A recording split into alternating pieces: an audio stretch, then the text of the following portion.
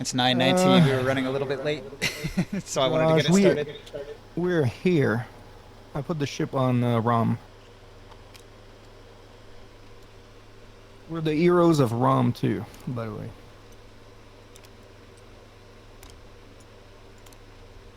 The heroes of Tyr and the heroes of Rom. Yeah, And Ebony. I guess so. Yeah.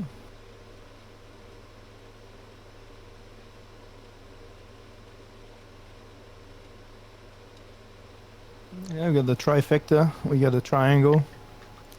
And we've helped a lot of the new current region as well, Ravish and all, by going into the troll pit. Yeah, you've had an effect on a Oh, huge great. portion of the Have fun. world, from Tyr all Uh-huh. the way to the far north, to the Kern region, and now you're going to go all the way down below the most southernmost town, beyond the endless dunes, into the unknown to explore the legendary Deadlands below. Hmm. How big is Selleck? Do we know? You've never been there? No. It's a major city. It doesn't have a But sorcerer king, though. No, it's owned by merchants.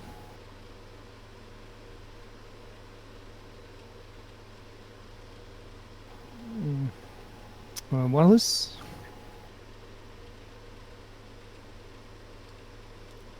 Wallace is even further south on this map. Yeah, it's more on No, the. no, there it is. I thought Yeah. it was further south. I like this map. It's huge, and you can look at an individual one and get the detailed up-close view, and then you can zoom out and look at how it spreads out across the whole planet. South Little Polovs and the north, those are big dwarf towns.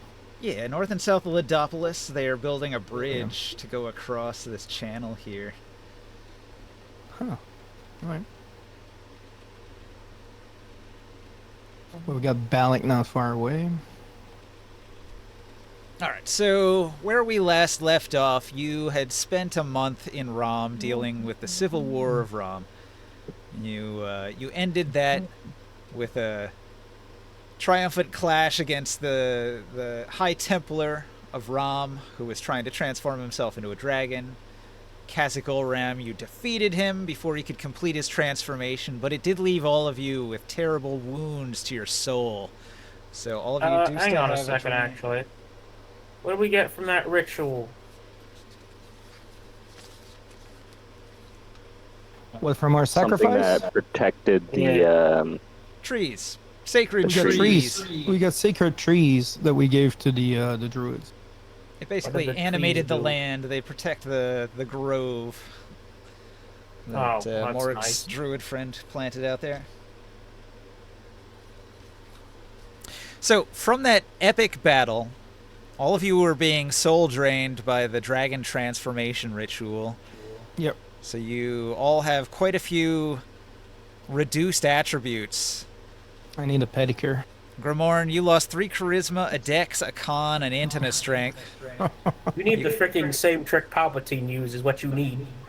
I'm not taking my Unlimited I am not taking my helmet off. Orin, your rogue, lost 3 dex, 1 charisma, 1 con, and 2 wisdom. That's never good for a rogue. Ring Sight, you lost some strength, 2 charisma, 2 con, a dex, and a wisdom. So sort of spread out there.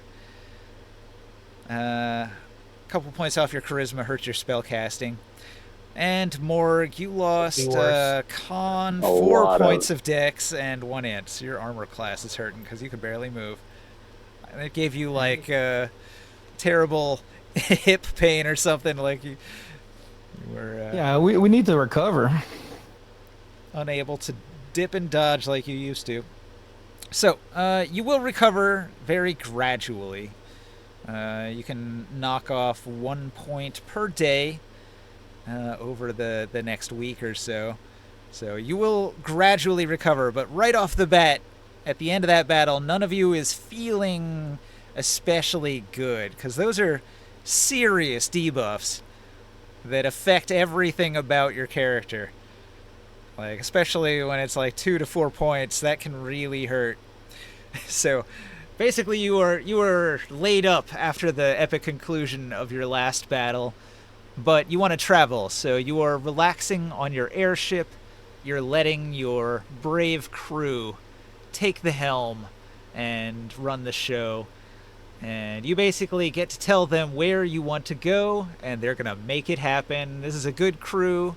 They've been with you for a long time now. They can run the ship well, efficiently. They're no longer green sailors. They've moved up to like average sailors. Um, We got our priests too on board that have been doing a lot of work and casting a lot of spells, saving a lot of lives. Yeah, you have priests of several denominations. You've got your fire cleric Cardinal Centaurus. You've got the Something air like- cleric Heliod of Apotex. Something like that, would that contribute to their level? No. The sailing level has to do with your skill for skill Oh, checks no, for sailing.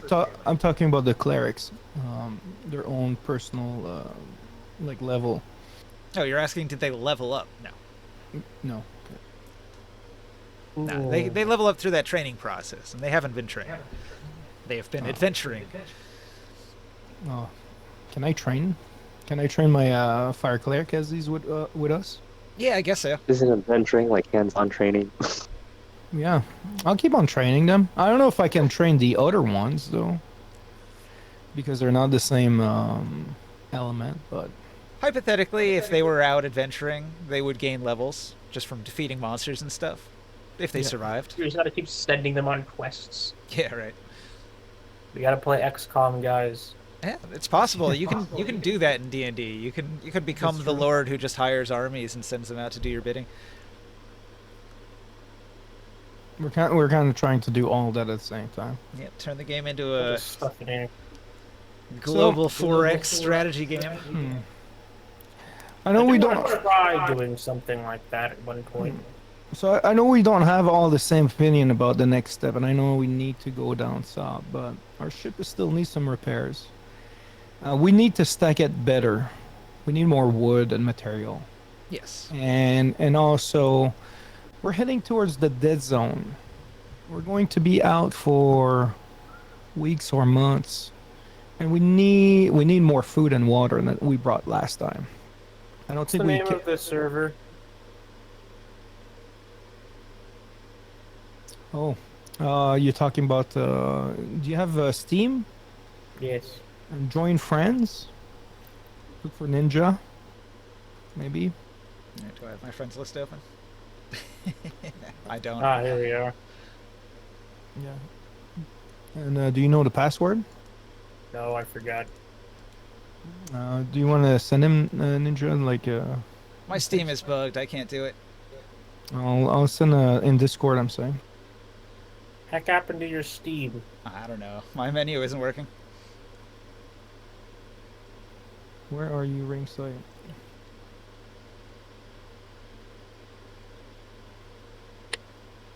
That's the password.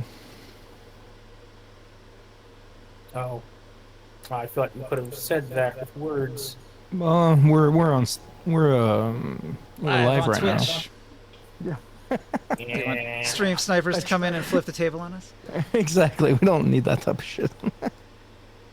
We're gonna have like AI bots that are gonna come and spam the fucking server.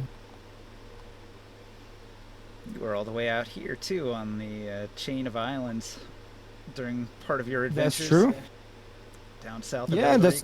that's where we that's where the giant were and where I found that that one magical item too. This is the island you almost immolated in volcanic fire. Oh god. Ugh. I have so many cards on my freaking table here.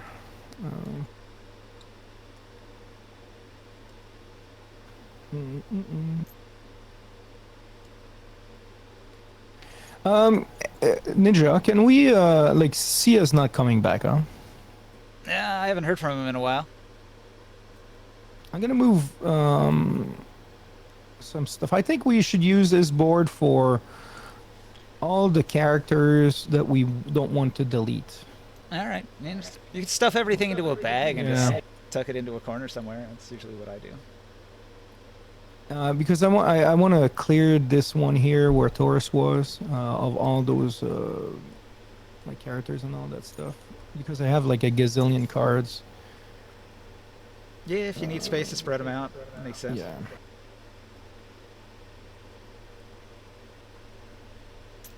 It's like a lot of this stuff is like group treasures that we have, and I have no idea where we're at with all that. Like I got all those special artifacts, you know, Ninja, you know that we've been hunting. Mm-hmm. I don't know where the cards are. Important some- artifacts, and they're just I lost know. in your bag of holding. I know. Well, pretty much. Where did that precious fire artifact that's also cursed disappear to? I forgot I'm holding 7 cursed artifacts. What's going on? I know. Wait a second. Where did I put that with the artifact of doom? This one? No. Nah, that was the other one. It's And You in the just bag. flip the bag upside down. Yeah, it's the bag of holding of doom. now I know why these ancient powers keep putting their sacred artifacts in temples instead of just carrying it on them. They just start forgetting they have them. Like the Lord of the Rings has the one ring, but you're just carrying like a whole bag full of such items. I know. It's ridiculous. Masterwork bullseye lantern. What is that? I don't know. Holy shit. Alright. All right. So you know your travels are going to take weeks. Weeks. At least a couple. Probably a lot more than that, though. You have no way of knowing for sure. No. So you should stop somewhere along the way and stock up. I think we should go back to tier for a day or two. All right. We need to rest too, so the couple more days won't hurt. So instead of traveling due south, you are going to take a more southwesterly track, which is going to take you out over Morg's homeland. Oh, do you want to His stop there, realm. Morg? Because your mission, didn't you accomplish a few things? I did get some information or the soil that I collected from the Troll Graves cavern. Yeah. Do you I want to guess I bring can that back? give that to them. Yeah. All right. You fly for several days to the southwest, making a detour in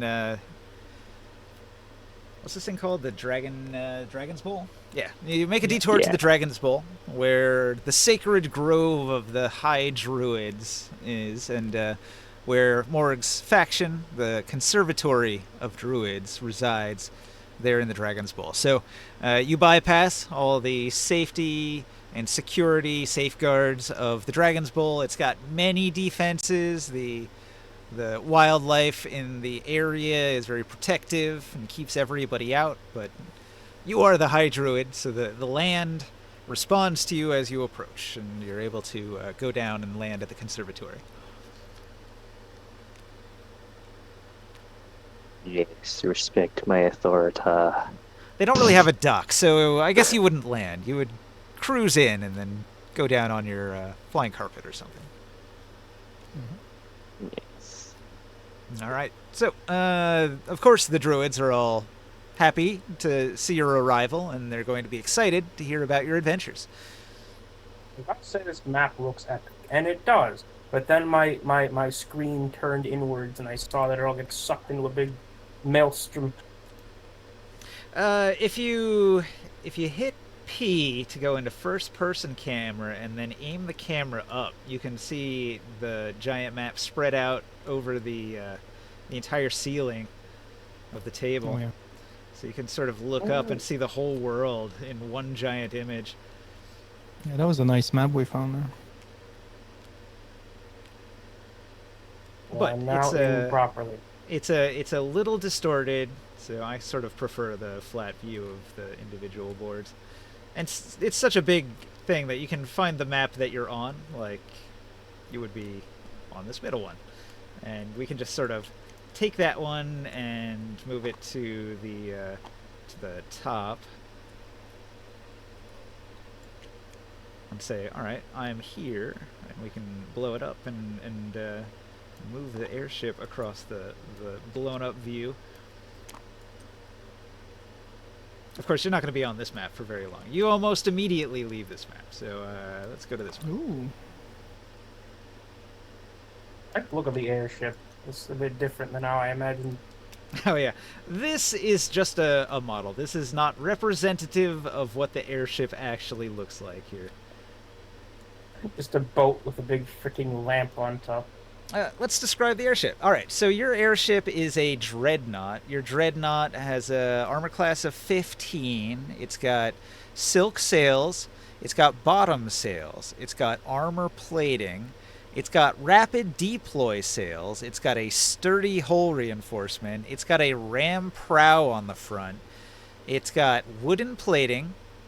Let's see, the base cost was like 150 gold. It's very expensive. It's like 15,000 GP just for the base cost, but you added all the features, right? You made this a heavy dreadnought airship, so it ended up costing 31,000 ceramic pieces. This is like a small fortune. And not only that, but it is made with magics, powerful fire magics using artifacts to power it and fire clerics to man it. So everything about this is pretty unique and magical contraption, but it's very much like a ship with a zeppelin balloon above it. Yeah, we have a fire core inside the ship, and Oh yeah, did we institute any policy to make sure no one just steals that again? yeah, well, we have clerics in front of it, pretty much at all time. I mean, you can try to defend against thieves, but they have a tendency to get in anyway, so Yeah.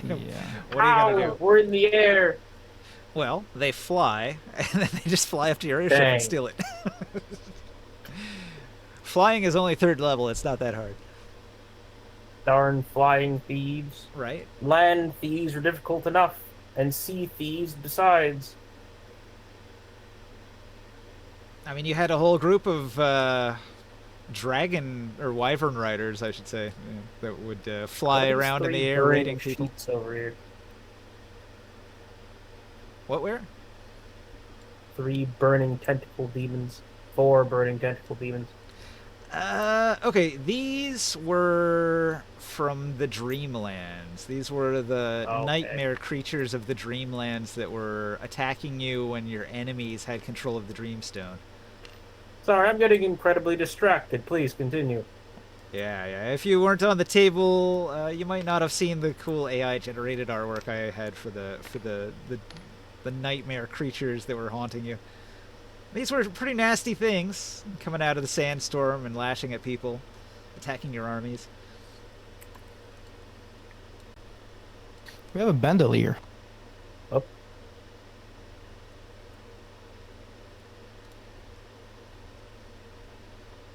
Anyway, what are we doing? All right. So, Morg, what do you say? What do you say to the Conservatory of Druids?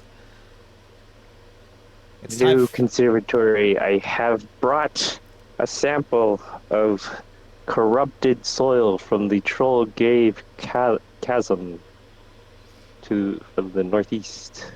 All right. So all the druids are going to use their druid magics on the soil to try to see the quality of the soil. They're all shocked and horrified by the fungal nature of it. Is there any hope to return it back to normal, do you guys think? Maybe if we had a specialist in fungi. Do we know such a druid? They think. None of the druids here is especially focused on fungi.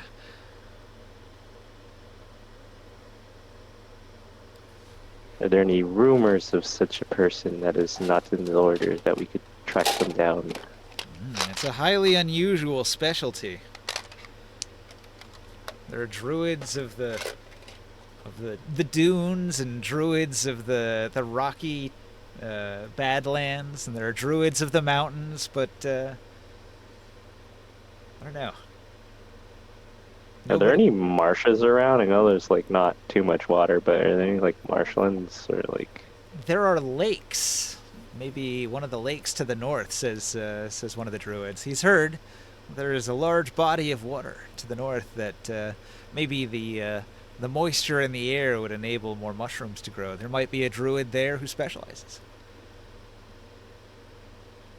Unfortunately, our travels are immediately taking us southward, Yes. but on our way back, we will try and investigate it. Yeah, that was a suggestion many, many months ago. But that was part of Grimorn's idea of gathering clerics of each of the elements. Mhm. That would be the place to find water clerics. But you found other water clerics, so that became sort of a back burner thing that you never did. But you could still go out there and explore. We still spend the word. It's like in preparation for the heavy conflicts in the future. Yeah. All right. Well, the Conservatory of Druids asks if you have gone anywhere else or seen anything else. Mm. Tell We them about have Rom. just came from Rom, and we have stabilized their civil war by removing one of the leaders and kind of made the other one less popular. All right. Well, they're not that interested in politics. We did find some druids out there, Well, and the Lord of Flame gave us magical trees. Yes, there are magical trees in Rom now that are trying to help regrow that area if you guys are interested in taking a look at what that tree is and how it works. Yeah, this does interest them greatly. So they're going to be curious. They're going to ask you all about the druid you met, Tavine of the Elves. They had no knowledge of this druid because there's not much contact between the nomadic elven people and the druids of the Dragon's Bowl. Mm. It doesn't seem like she's going to be moving anytime soon where she's trying to protect the farm, so you guys would still be able to probably contact her and pick her brain. Just Excellent mention my name. idea. She seems really interested. We shall dispatch druids to investigate this Tavine. Yeah, don't you have tree of life too? I do, but it's different than the one that she has. So she has something called the First Tree. Oh. And the First Tree, it's a special magical tree that grows magical fruits. I don't think I did this before, but I'm gonna have the druids from the consortium pick a seed from the bag of seeds. Yeah, all right. So they get they'll all get a tree of life seed. Tree of Life is a sacred thing among the druids, so they're all in wonder because these are like powerful druidic artifacts. These seeds, Mm. but they're Go and spread also more life to the earth.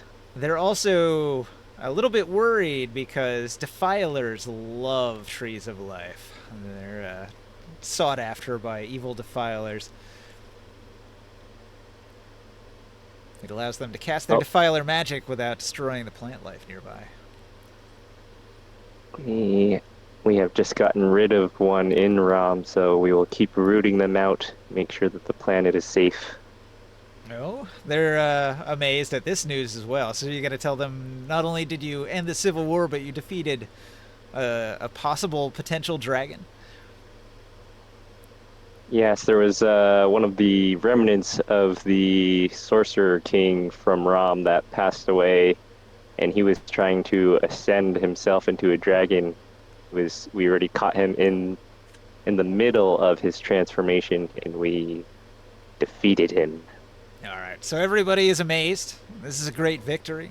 Defeating a new Sorcerer King potentially saves an unknown quantity of trees and vegetation that he would have destroyed in his lifetime.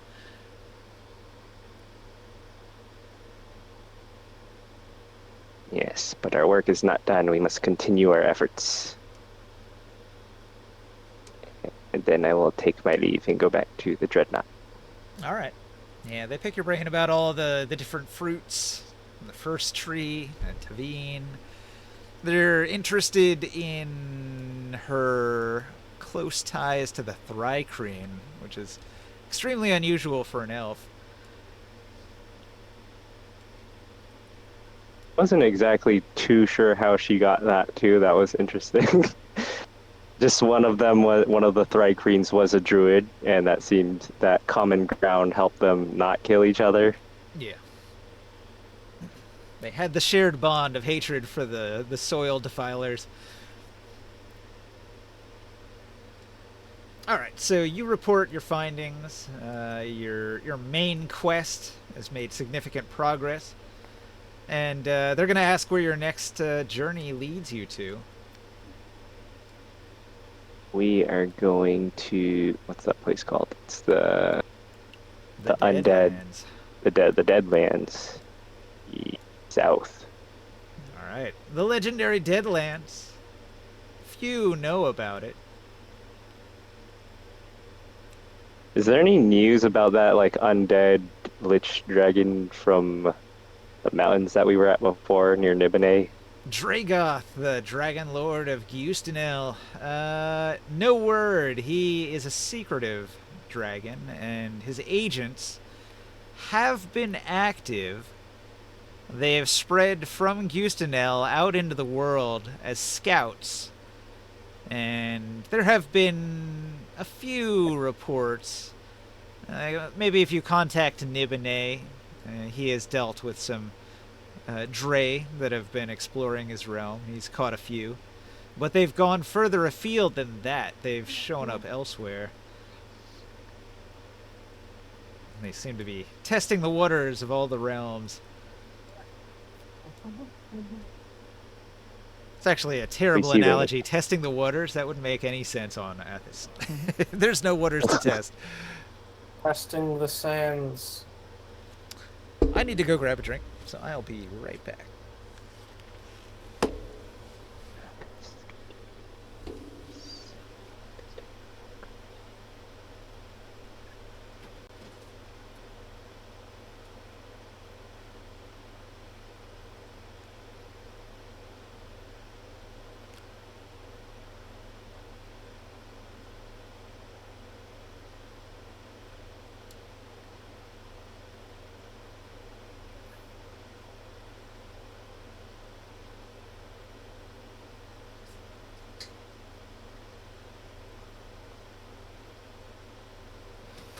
Like sifting through all these cards or some of the stuff. I'm like, what the hell? Like, where did we get that?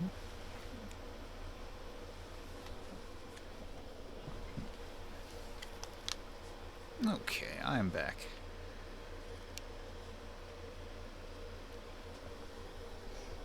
Energy drink number 2. Oh, the Azure skin hide is here. Okay.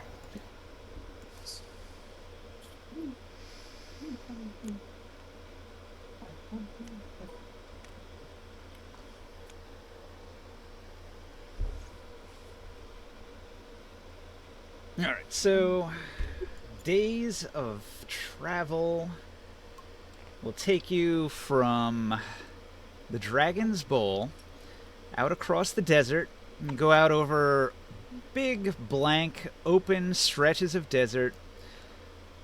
Your lookouts are going to spot things occasionally. You're going to see flying creatures in the sky, maybe a cloud ray in the distance.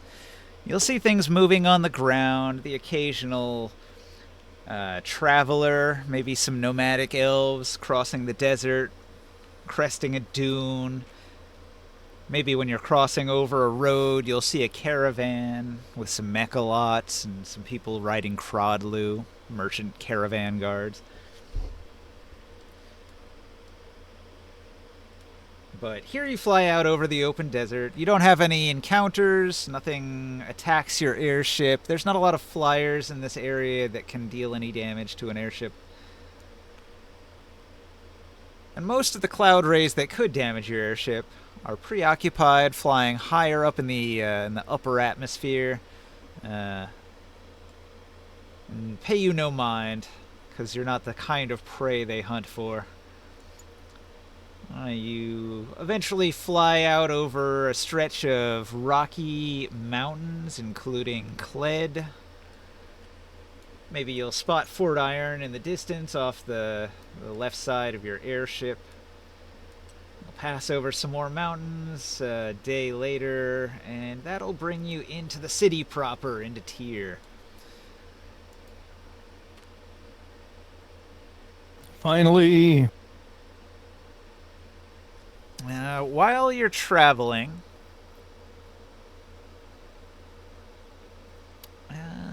there's a cold snap one of those nights. After a scorching day, the temperatures plunge. Frost forms on metal fittings. Any exposed water freezes. Fragile components may crack. Does anybody have fragile components? No. I can work on warming up the place, though. Okay, well, you fend off the extreme cold with your powers. That makes sense. Yeah. The other thing, too, I'll take out my cauldron that we haven't used in a while. And I'll have our cooks make food out of it. That's the one that protects us against the cold. Okay. So everyone can have a stew. And should feel pretty good. All right. So you deal with that complication without much issue. All right, so your ship arrives in Tyr. I guess you can dock your airship. You do have an airship dock that you constructed. I think two of them, maybe. Yeah, there's two. There's one by the arena, and then there's one at the at the shrine. I assume you park at the shrine, right? Yeah, I Okay. guess. So then your clerics at the shrine will come out to greet you, and they'll ask you all sorts of questions. I guess you've been in contact with some of them, so they're not completely in the dark about what's been going on. They also sent many of their members to help with the plague, and so some of them came back with information. So they're not going to have as many questions as the druids of the Dragon Bowl had for Morg, but they will have some. They'll be very interested in your future plans, since they know a little bit about what you've been up to in the past. We've done plenty. We've saved Rom, brought peace back to it. Thank you for your help and all the people that came in. I guess I teleported a lot of people to them. Yeah, you had been teleporting people back and forth for a while. Yeah. We finally got the heart. So I'll show the all of the magical artifact that I've been collecting. Okay. I have I'll bring them all together. I'm looking for them. Like, I have all these cards, I can't find them. That's ridiculous.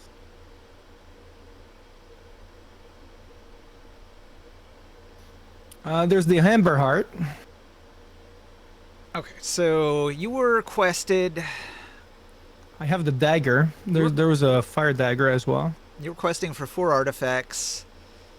There was the Ember Heart, the Tongue of Kern, which was the dagger. Yeah. There's the shoulder pad thing.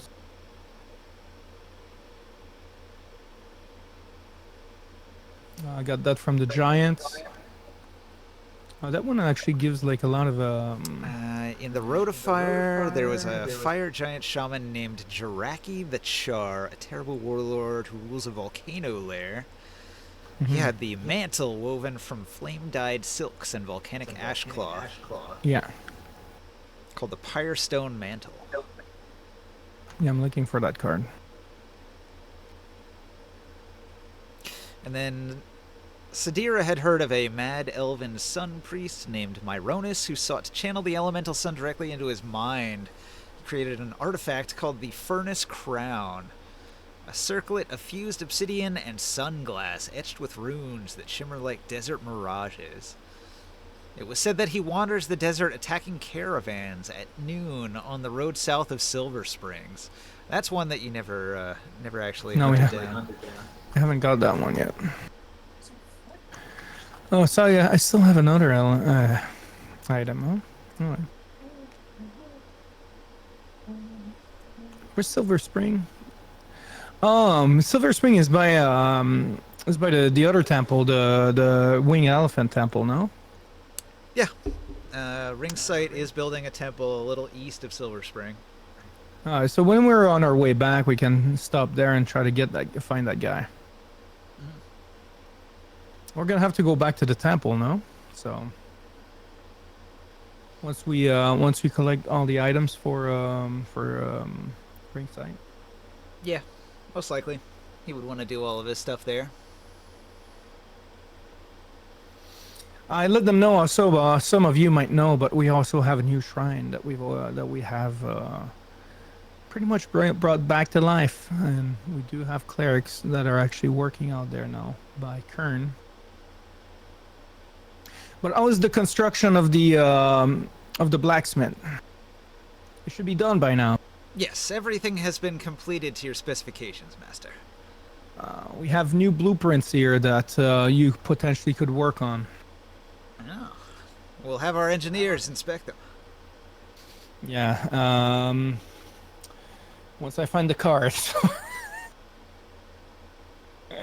There was one that was a throwing knife that returns. What is it? You also have the Scorcher, another artifact.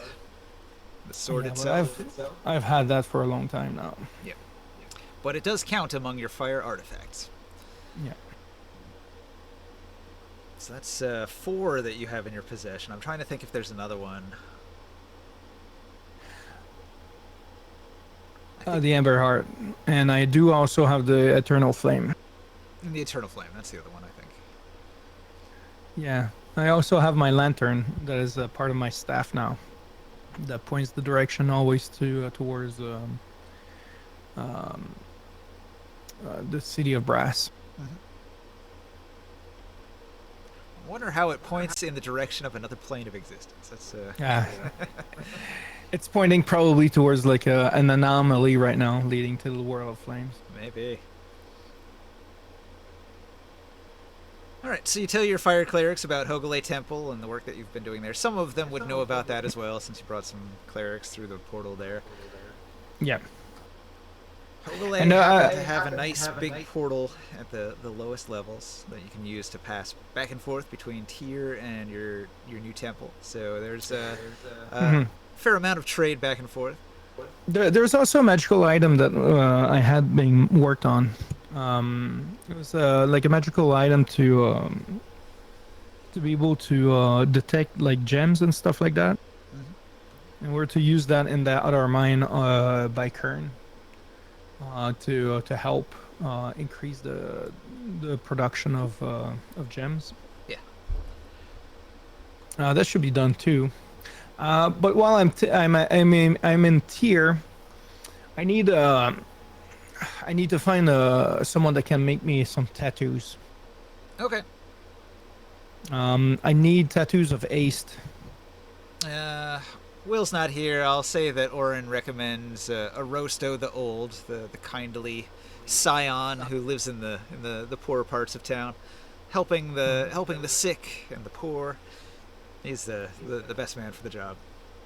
I'm gonna tell the group you can go where you want. I'm gonna head towards there and get some tattoos done. But I think that we should meet back at the Val Alliance and talk with Sadira. Once all of you are done and I'm done, I think we should try to meet out there before we leave. We should have a conversation with her. And I'll tell the clerics, find me some plenty of food, salted food that will last for some time. We have a large expedition. The ship needs to be repaired too. So get her some wood as well, and some ballistas. Things that we're gonna need. We need supplies for a very long and dangerous trip. So fill it up and let us know how much it costs. We'll send you the funds. Okay. Well, I've got two things. I've got a list of available stuff that you can buy. Let's see.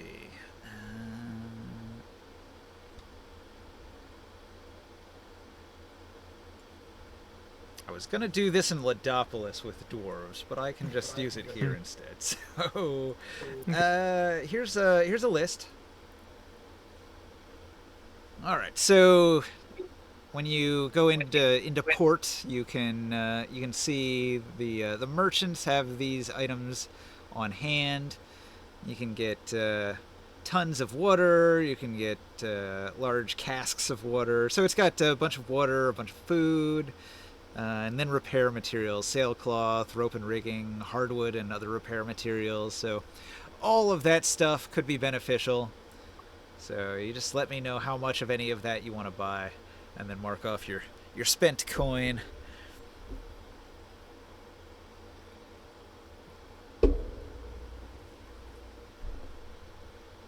Okay.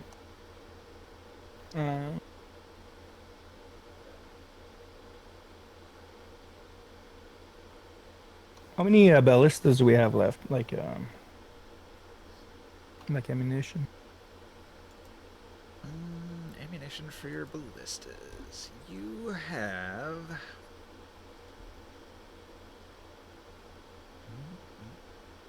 I don't know. You might be out. Yeah, I don't remember.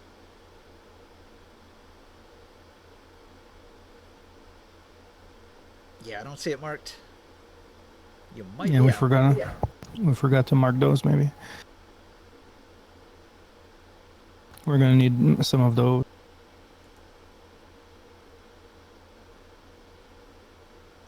I had a price for that. Let me look up.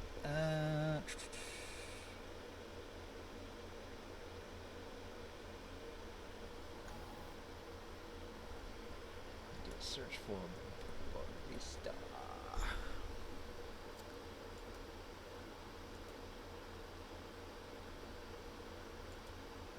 Let's buy it all, Ninja. All right, so it costs 5 ceramic pieces for a ballista bolt. Okay.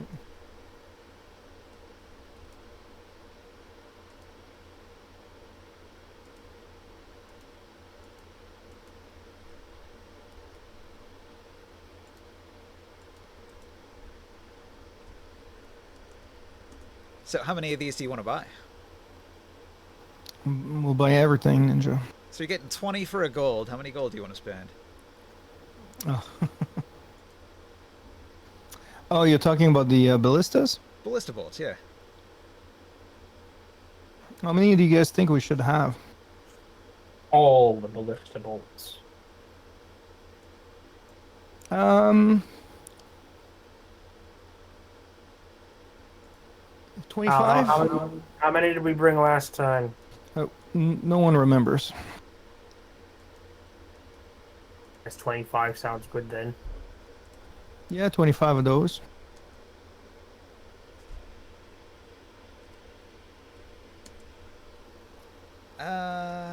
So that's 125 ceramic pieces. Okay.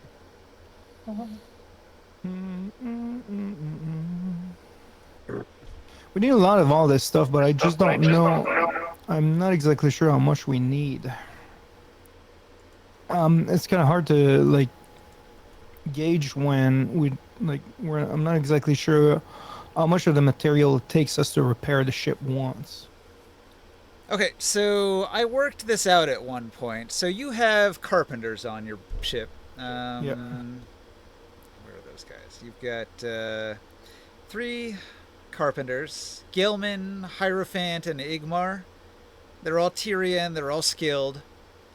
Now, a carpenter can do 50 ceramic pieces worth of work in a day. So a day's work repairing your ship will repair 3 hit points and will cost you 1 wood. Yeah, but when we're looking at like these materials, it's like how many beams should we be taking, you know?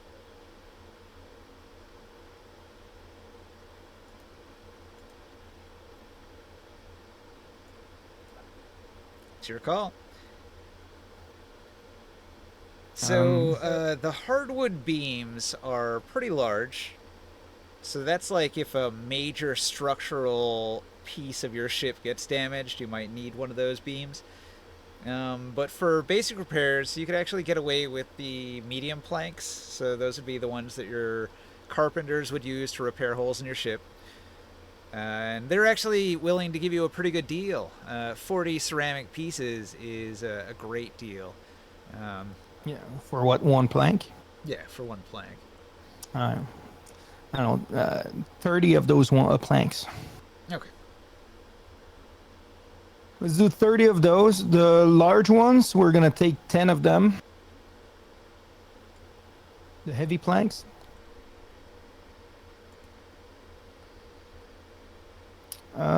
What is a hardwood spars? Hang on a second. Let me crunch the numbers here. So 30 times 40 CP is going to cost you 12 gold. Yeah. All right. Okay, so you can do 30 times 3 hit points. So you can do like 90 hit points of repairs. Now, your airship has 920 hull points. So it can take quite a beating. Mm-hmm. But you're going to want to make repairs as you go along because you can only slowly repair. So 30 is a decent amount. What are spars? Hardwood spars. SPARS. I'm not sure. Yard section. Let me look this up. Spar of wood. Those are expensive. It looks like a spar is sort of like a dowel rod. Like it's rounded. It's not a plank. We'll take one of those. So I guess a spar could be useful for a variety of things. Like the front part of the ship. Or... Well, a lot of times, like boats, they'll use spars to like push against the dock to push off the ship, or they might use them for other things. It's like structural supports. It's basically just a long, round pole of wood. Okay. I will take one of those. According to Wikipedia, a spar is a pole of wood, metal, or lightweight material such as a carbon fiber used in the rigging of a sailing vessel. So I guess it's an element of the upper rigging. It carries or supports the mainsail. We'll take some scraps as well. Like 15 crates of scraps.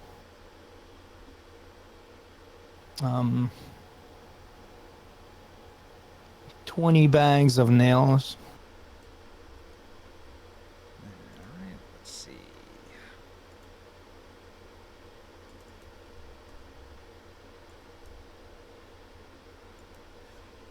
So that's 15 times 15. It's going to cost you 225.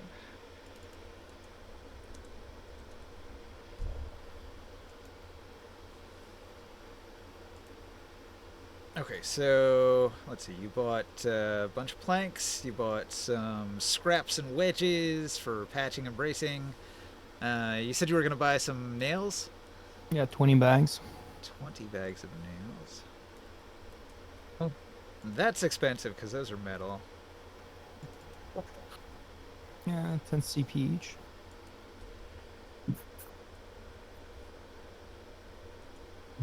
Um... 10 pot of pitch.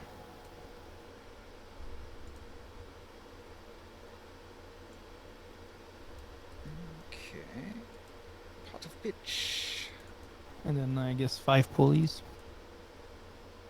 That's going to cost 8 GP.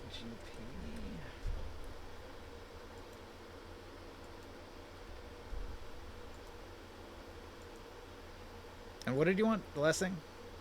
5 pulleys. 5 pulleys. In case one of them breaks. Yep.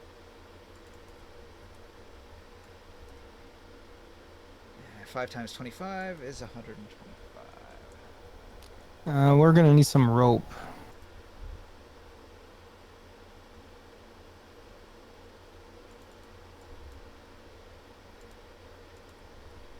Um, how the fuck do we? I don't know.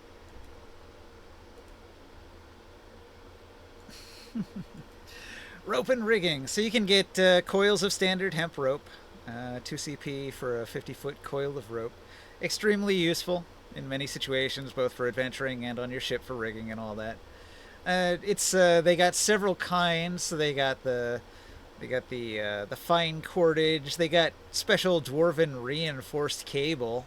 Like if you need something really strong, like if you want to try to like hoist something and you need like a super strong reinforced cable, you can get that length of iron Yeah. reinforced dwarf cable for that sort of thing. Yeah, we're gonna take 5 of those. We're gonna take 20 of the heavy rigging ropes. And we're gonna take 50 of the standard hemp.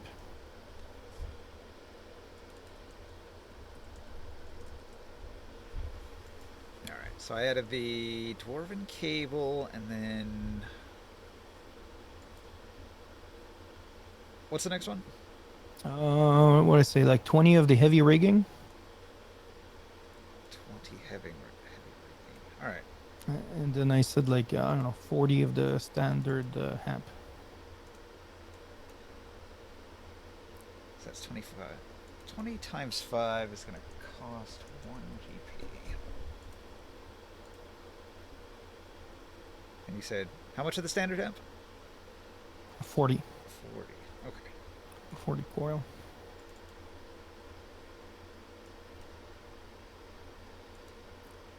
Times 2 is going to be 80 CP.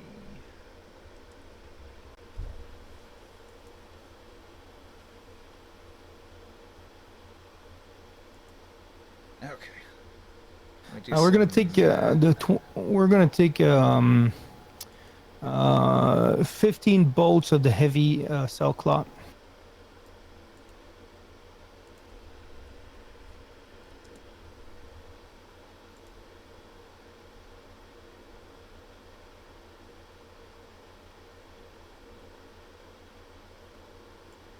Then we're gonna take 100 patches of silt-proofed canvas.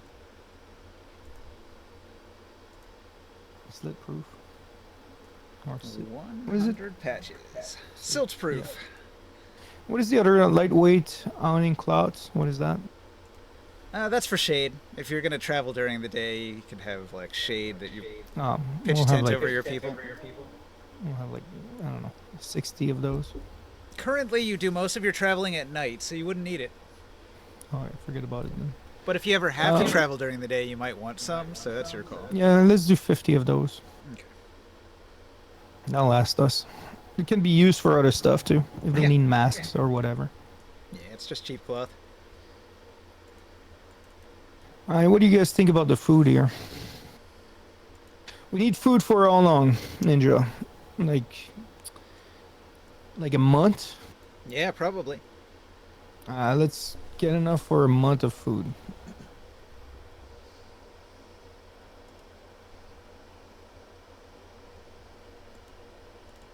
And water.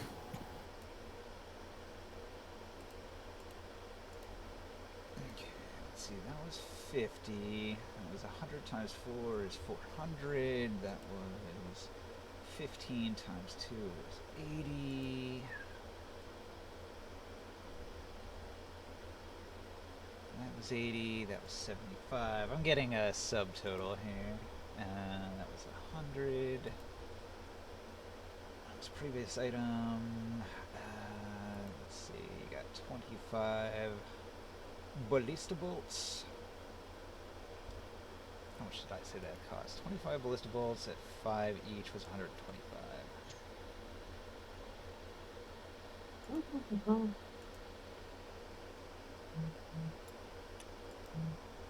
Not gonna be cheap, but we need it. Yeah, you're getting a lot of stuff.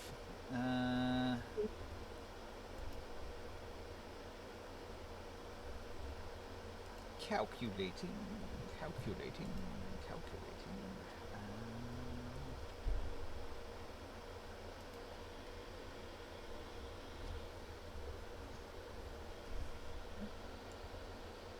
Cable is laggy for me. I don't know about you guys. Is it? I haven't noticed. Yeah, I've been out tab for a bit, and now I got back, and it's like, yeah, pretty choppy.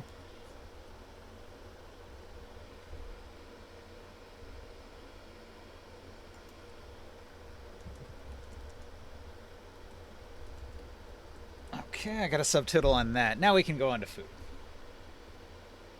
I'm gonna need to add some more Yeah, columns just enough. and rows.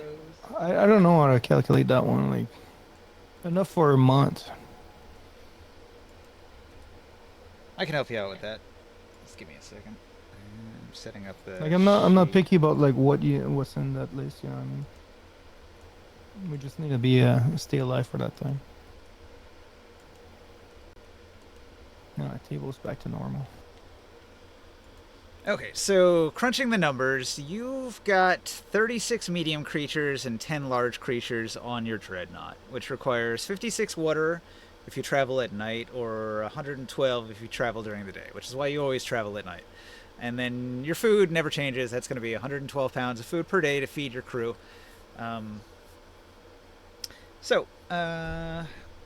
With those figures, we can multiply that by 28, assuming a month, for 7-day weeks. So 28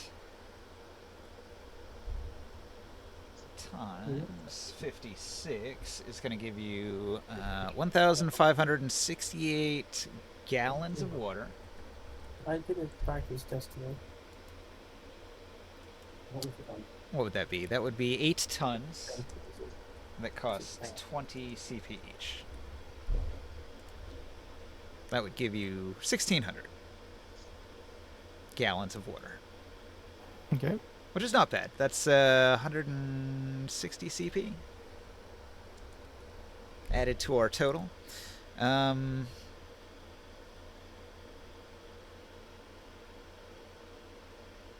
then food is twice that amount. So for food, we're going to need 28 times 112, which is giving us 3,136 pounds of food, which is a lot. It's a lot of food. So, looking at what was available, what did I say you need? You need 8 tons, so I can pull that off the list. You had more than enough water. I'll put that in your airship. Mm-hmm. And you have 8 tons of water. And you can offload the empty ones. Do you want to keep the empty ones that you had, or do you want to just get rid of them? What empty? So a ton is a really large barrel for holding 200 gallons of water, and your hold is just overflowing with them. You've got like 7 empties. Oh, we can reuse them. Like, just fill them up. Okay, so you're just going to reuse them. That's fine. Yeah.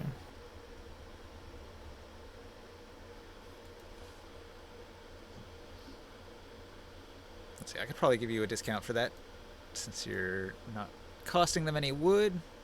So we'll just say it ends up costing like a gold. Nice round number. Oh yes. Okay, so it's a blueprint for a masterwork crystal returning dagger, Yeah, that's handy. and blueprint for crafting the tricrene inspired cha-cha variant of the crystal return dagger. Ah, the tchotchke. Yeah. And then I have what, scroll of lore, increase the letter hide. What's that? Okay, so let's see. Food. I said you needed a lot. You needed 3,136. He has 2,400 pounds of trail rations, so you could buy that whole stack. And that gets you a lot of the way there. That's all preserved foods. That'll last for a long time. Mm-hmm. So that's going to cost 4,800.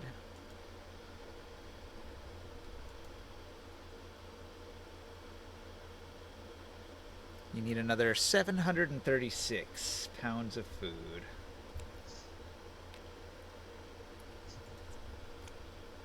what else is on the list here? He had 30 bulk sacks of grain or flour. How many of those do you want? I don't know. Enough for us to just have enough of food. Well, he has other options, right? So people are gonna get bored if they're just eating grain all the time. No. I don't know. You A little bit of everything. You bought a lot of preserved trail rations. Grain you can turn into bread, so grain is really useful. And then he's also selling smoked kank and erdlu jerky. So that's like meat, but that wouldn't last as long. And then he's got pouches of dried fruit and nut mix, which is like popular. It's a morale booster according to the merchant. And a little bit of everything. He's also selling live animals if you want to get any of those. Yeah, we're gonna have live animals probably. Yeah. Like they'll make milk or whatever. Extra meat for later on. And we'll need to get some extra water, I guess, for them.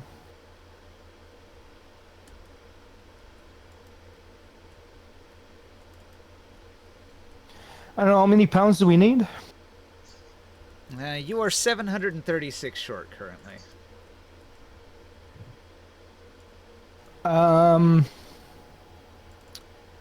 100 of flour.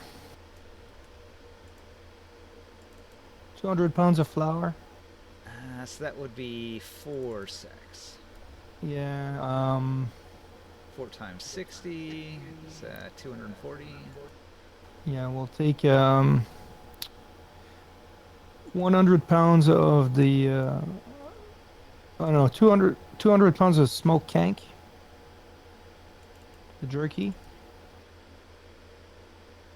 So they're sold in 10-pound bundles, so you want 20 of them. Yep. And 20 times 25 costs Let's 5 take, gold.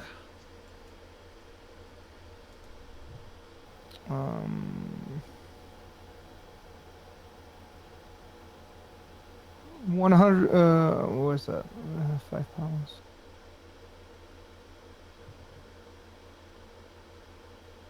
Uh, 20 pouches of those dry fruits. Okay. 20 dried fruit. That's going to cost another 3 gold. And how many live animals do you want to buy? You know, like 10 of them. 10 of them. Alright, so you get 10 live animals. He gives you a good deal because you're buying so much from him. So he'll give you the lower end price on that. He'll give you the 10 animals for 80 ceramic pieces. And I don't know, a little bit of everything else, I guess, Ninja. I'm not. I think that is everything. Is it? Terraxes that I sent to guard the city doing. Hang on a second. I have to do some math here. So, We're almost there. I can answer your question. We're almost there. It's a lot.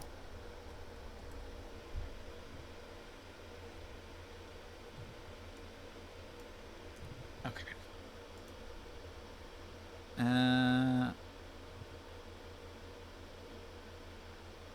Okay, 4,800 plus 1,220 plus 2740.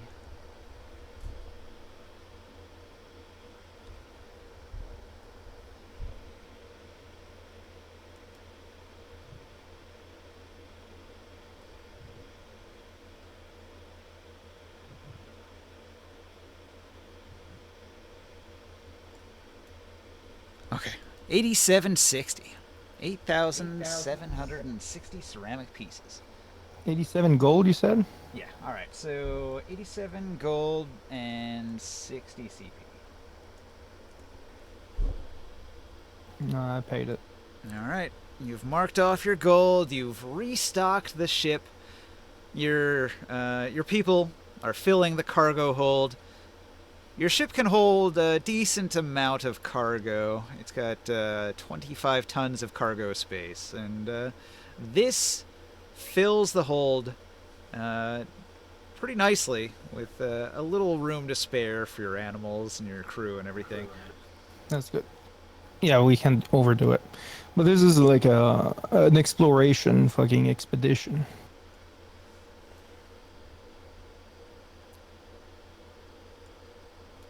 It's the tongue of Kern, huh? The dagger ninja. Yeah. Yeah, I just found the card. I'm still looking though for the the other item too that I got.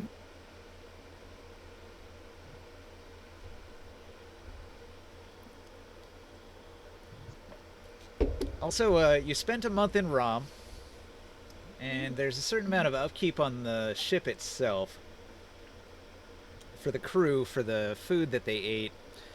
I figured out how much they would have eaten during the month, and I had them clear out what was already on the ship. So all the food that was available, they ate all through all of that, and they drank a bunch of water, and they had to restock on water, and they ended up consuming a lot of what the Wyvern Riders had on hand. So their stock is less than it was. So if you want to add more money to the crew coffers for expenses, they would appreciate it. If we added more money to what? So whenever you're like not on the airship and they have to manage things for themselves, they will consume resources. They eat, they drink, and it's gonna cost a certain amount of money, which is called upkeep. So These poor buggers not starved to death last time. they have a considerable amount of dehydrated silt horror meat that they preserved in preparation for these long journeys. So whenever they run out of what you've purchased, they dip into that stash of survival emergency meat. But I did cut into that, and I'm suggesting that you add money to the ship's coffer for future purchases when you're not directly at the airship. How much do they usually go through? Let me see. My calculation was during that month it would have been about 50 gold. Okay, I will give them 100 gold. All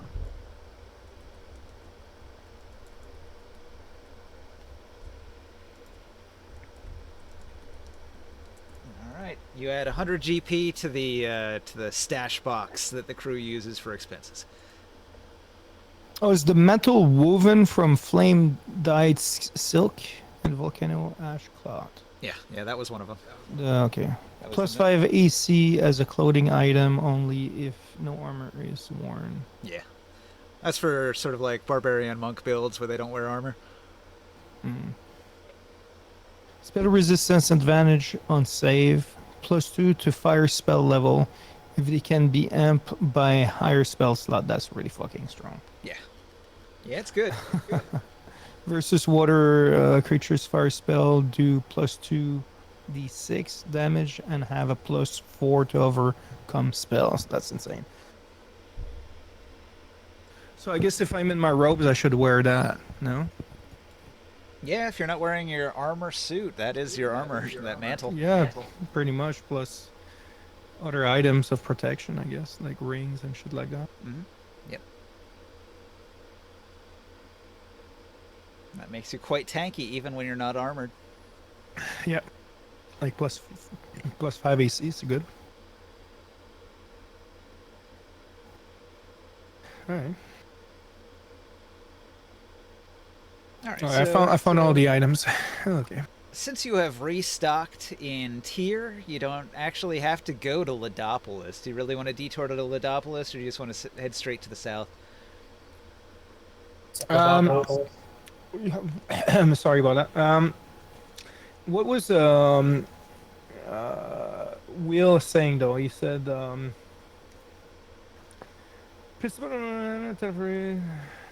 Will is interested in what Balak is doing, what the Sorcerer King Androponus's armies are doing, because he had previously dispatched his armies all across the Tablelands. I think we might want to do a kind of a stop in that direction a bit now. Now, Balak sits kind of far to the southeast, and it's very out of the way. And I don't think Oren was ever talking about going to Balak.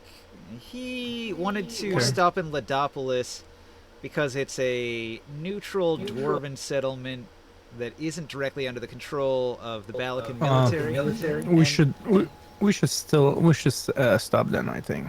He I have a wanted question. he wanted to gather information about the troop movements. He could also do that possibly in Alteruk. He has contacts in Alteruk that could pass along information to him, and that would not be as out of the way. Okay. I want. Is there like a museum here? A museum Some kind of of what kind? Ancient artifacts, bollocks. Yes, there is the Royal Vault. The King of Tyr has a vault of artifacts that belong to the former Sorcerer King Kalik, Yeah. up until his death. But they're also dangerous and cursed that they are kept under lock and key and protected by the other batch of heroes of Tyr, Sadira, and Aegis of Astocles and stuff. The people that hold the home ground and take care of the day to day of the Veiled Alliance and all that. They protect those artifacts so they don't get out into the world. Most of them are horrifying defiler artifacts that kill plant life, and the Veiled Alliance is dead set against any of those artifacts ever seeing the light of day ever again. So it's an agreement among the council of nobles and the heroes of Tyr and the king that all of those items stay locked up. So it's not really a Okay. museum so much as it's a high security vault. Okay, alternate plan. I'm calling the order, and making a offering, I suppose. Okay, you contact the Order of Scions, your friends to the north in the Dragon Crown Mountains. Our exploits in the Troll Lands have uncovered their ancient biotechnological devices worthy of study. I do not have the time nor interest to go over them all, and Well, I'll describe them. they'll be shocked, possible disbelief. The horrors of the Trollgrave Chasm are pretty unbelievable. The idea that all of the trolls had been obliterated and their remains still lived and then fused with the very walls and floor of their realm is such a disgusting detail that many of them are just in disbelief. It's pretty bloody horrifying, not gonna lie. They were ahead of their time, though. You might want some of these. Yeah, they'll be interested about the technologies employed. They used psionics, and they also used clerical magic involving earth and water. So they had sort of steampunk machinery that used earth and water magic that was divine in origin. And combined with their psionic abilities.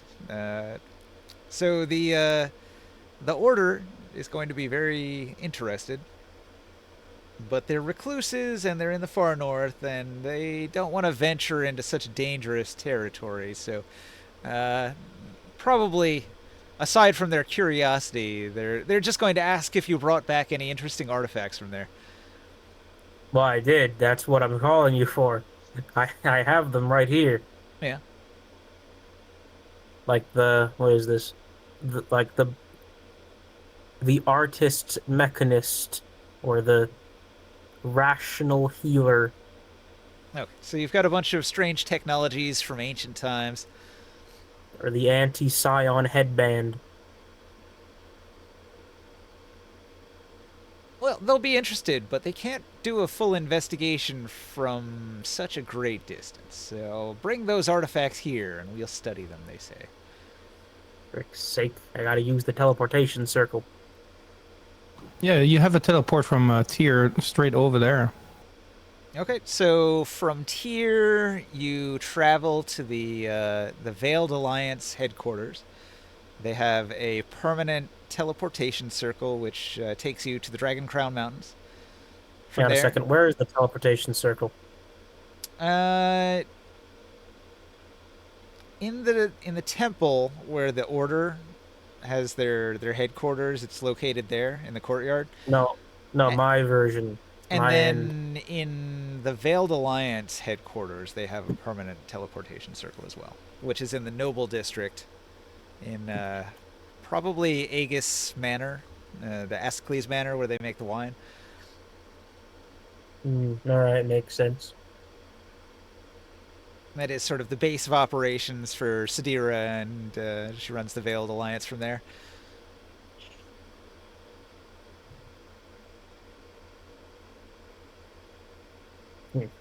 At any rate, All right, so you give them the artifacts to study. They are going to begin a deep research, which will probably take many weeks, because these are strange artifacts from a bygone era, from another king's age. Technologies that they have no knowledge of, using strange magics they have no skill with.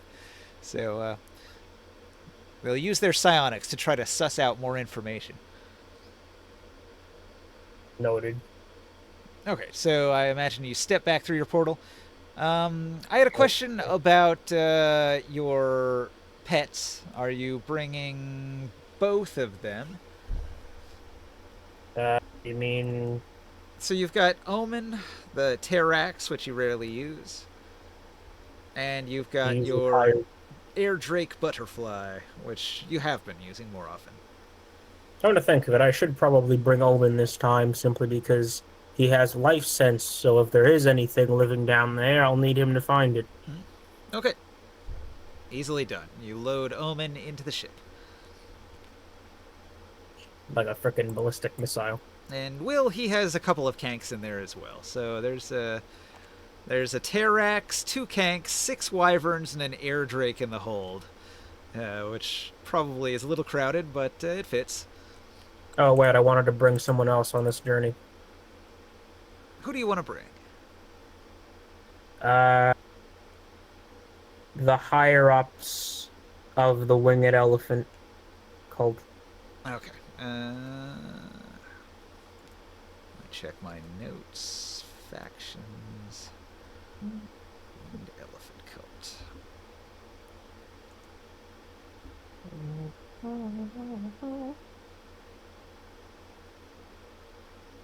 Hey guys, I'm selling some diamonds right now, and like not diamonds, but gems and art stuff, you know, like daggers with gems and things like that. I'll split with you guys, but is it okay if I take a portion of that for paying for all the ship stuff? Yeah, that means I don't have to do it. Go ahead. All right. I'll let you know once I'm all done with that. I'll let you know.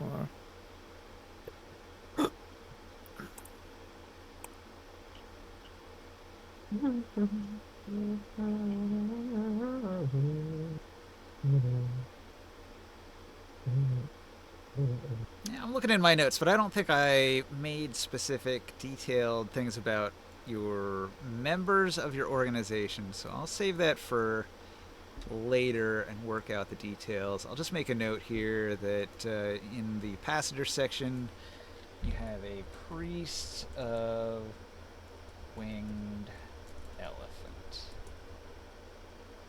Okay, noted. Do you want to bring don't need one? a plan. Do you want to bring one or more than one? You probably have like one top person and then a couple underlings under him that are like not as good. Yeah, that. Okay.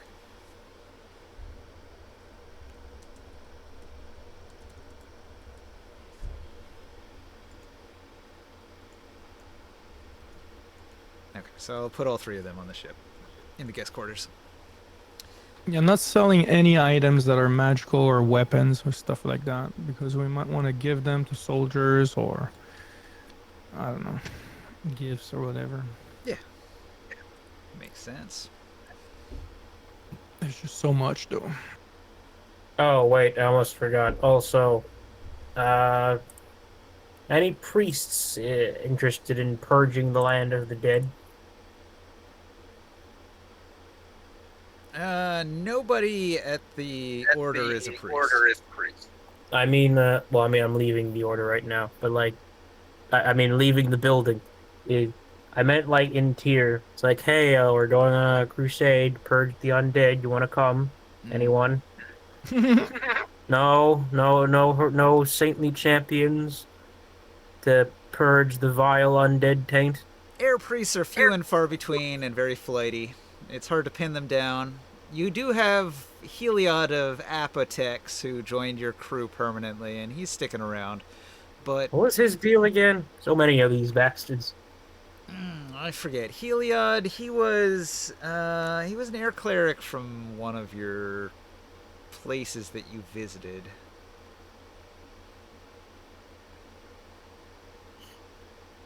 I forget. Sorry, my character's old. Was that the one that was flying around and smoking weed all the time? Could be.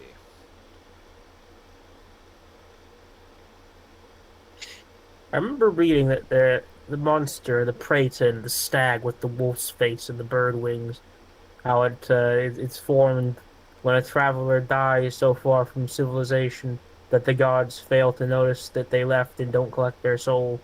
There's got to be a lot of Praetons running around in your universe. Sounds like the gods don't care if they just like neglect you.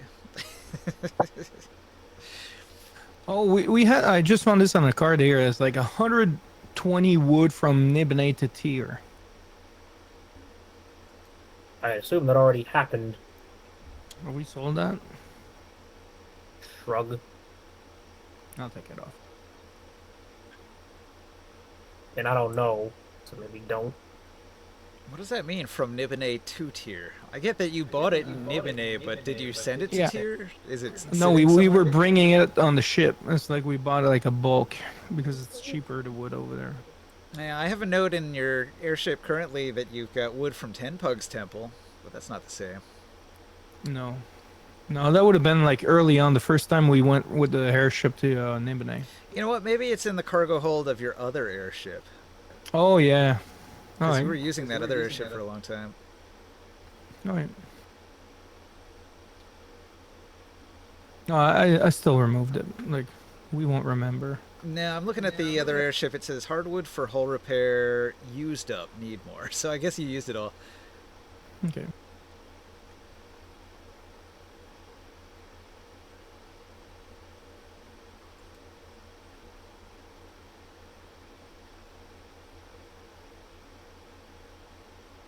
All right, multiple airships.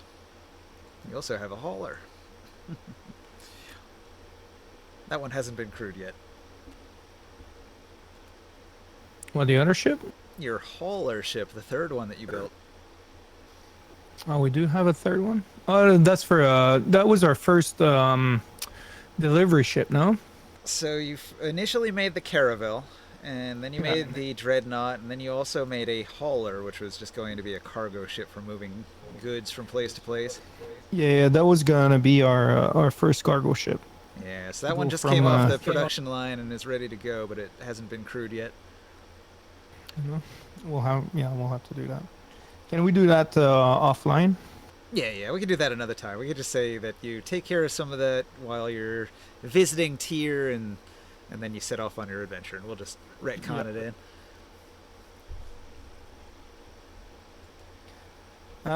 How much would it cost me? Like, how many tattoos can you get on your body? I think like 18. You can put one on each body part, so it's like your 18. Yeah, so you got one on each hand, you got one on each forearm, you got one on each bicep, you got one on your chest, you got one on your back, you got one on each thigh, you got one on each shin, you got one on each foot. So like if you add it all up, I think it's like 18. But you're supposed to make a note of where on your body it is. Situationally, it might matter. Like if you're tied up and you can't reach your tattoo on your back because your hands are tied in front of you and you just can't do it, then it matters. So make a note where the tattoo goes. How much would it cost me to get 18 tattoo of aced? A lot. Let me look at the price of tattoos.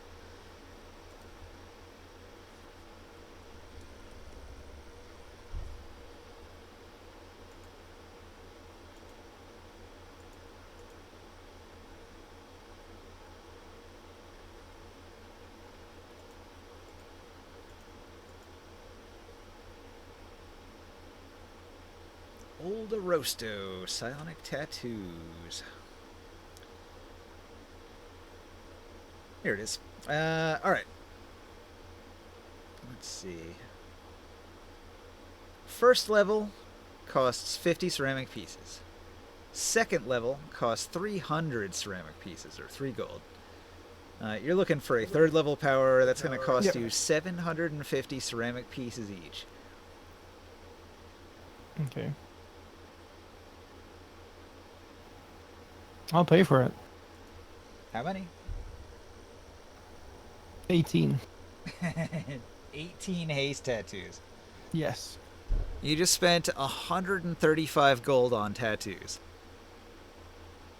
Yeah, I can actually afford it with all these fucking gems I'm selling.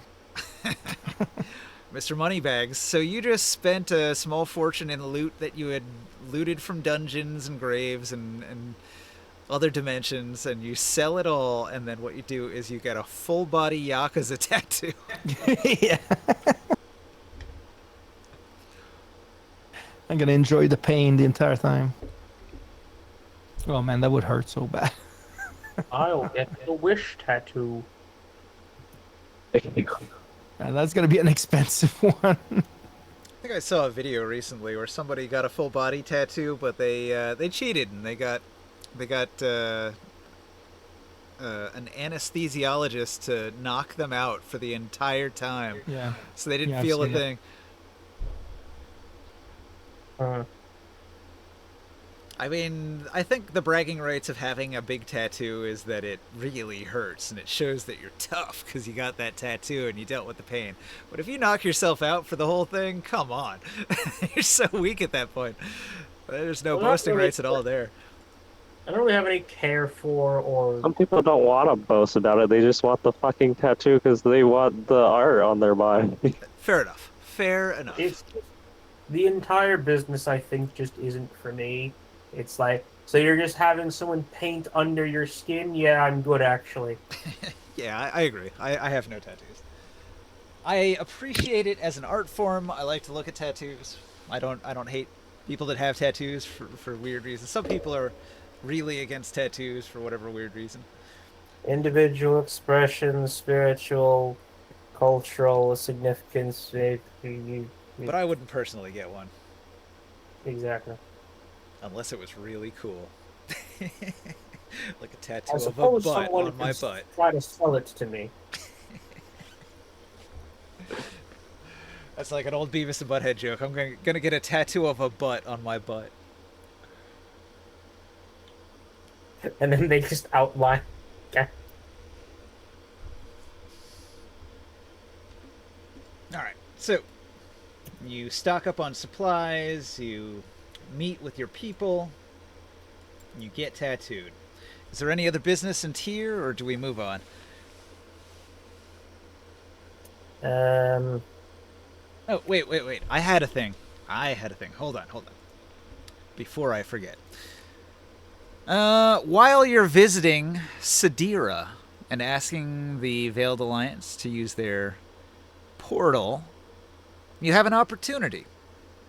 The Veiled Alliance is very knowledgeable. These are the Wizards of Tyr. Surely they might have some information about the Deadlands. So while you're there, Ringsight, would you like to ask them if any of their scholars and sages know anything? Do they have a solar lamp or a spotlight? You're looking for light-based powers to use against the undead? I Sadira wouldn't is the basically light. I wouldn't basically any other franchise, but it doesn't actually matter in D&D. Sadira is the Sun Cleric. She is the light and the way. 7800 CPU is worth what in gold? 708? 700? 7? 7. Yeah. 7 gold? 7 gold only? Yeah, Holy. 100 CP is 1 gold. Oh, so 700. 10 is 1 silver. So 7,800 would be 78 gold. 7.8. 78. Okay. So Or no, you're right. 7.8. You just knock off 2 zeros, basically. yeah, so 78. At any rate, um, what was I on about? Right. I would like to know, like, all right, we're after a god spark in the Deadlands. Who is the god who died over there? Um, yours. Oh, Oh, damn. I suppose that is pretty climactic. All right. Well, what killed him? The thing that's currently inhabiting its corpse. And that there's is an undead elephant god in the Deadlands. Yes.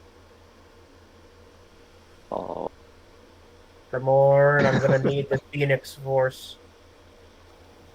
You guys all get 151 gold, 0.73. I'm sorry, what? You get 151 gold, 0.73. 151 73 ceramic pieces. gold. Yeah. Man, I'm sure I'm glad that when I asked for the Phoenix Force, I was given $100,000. No, that would be 15,000. Yeah. 151 gold, 0.73.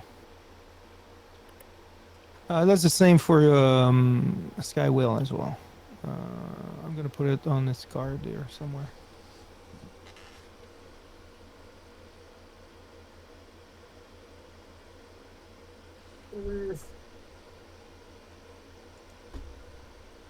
He said he was gonna log in and say hi from Gen Con, and he hasn't yet. I'm a little disappointed. Okay, so that's not even all of our treasure. This is this is gems only. And I haven't sold the diamonds because I used them for resurrections and shit like that. Yeah, I think it's time I spend some of this giant hoard of gold I've been sitting on. Spend it on me. That seems meaningless. Oh, here's something I wanted to do a while ago. Yes, The, I could afford, and that gold. Like I also took a little bit for everyone to pay for the ship expenses, and that was enough for me to, even with a little bit of profit, to get all those tattoos, Ninja. I put a note on Oren's character sheet under his coin pouch that says Grimoren gave Oren 151 GP and 73 CP split of the sold treasure while in tier on the way to the Deadlands. So when he does eventually look at his character sheet, it'll have the note on there as well. Good. Right by his money. So now he's got, 367 gold money bags. expensive is the Scion School at tier.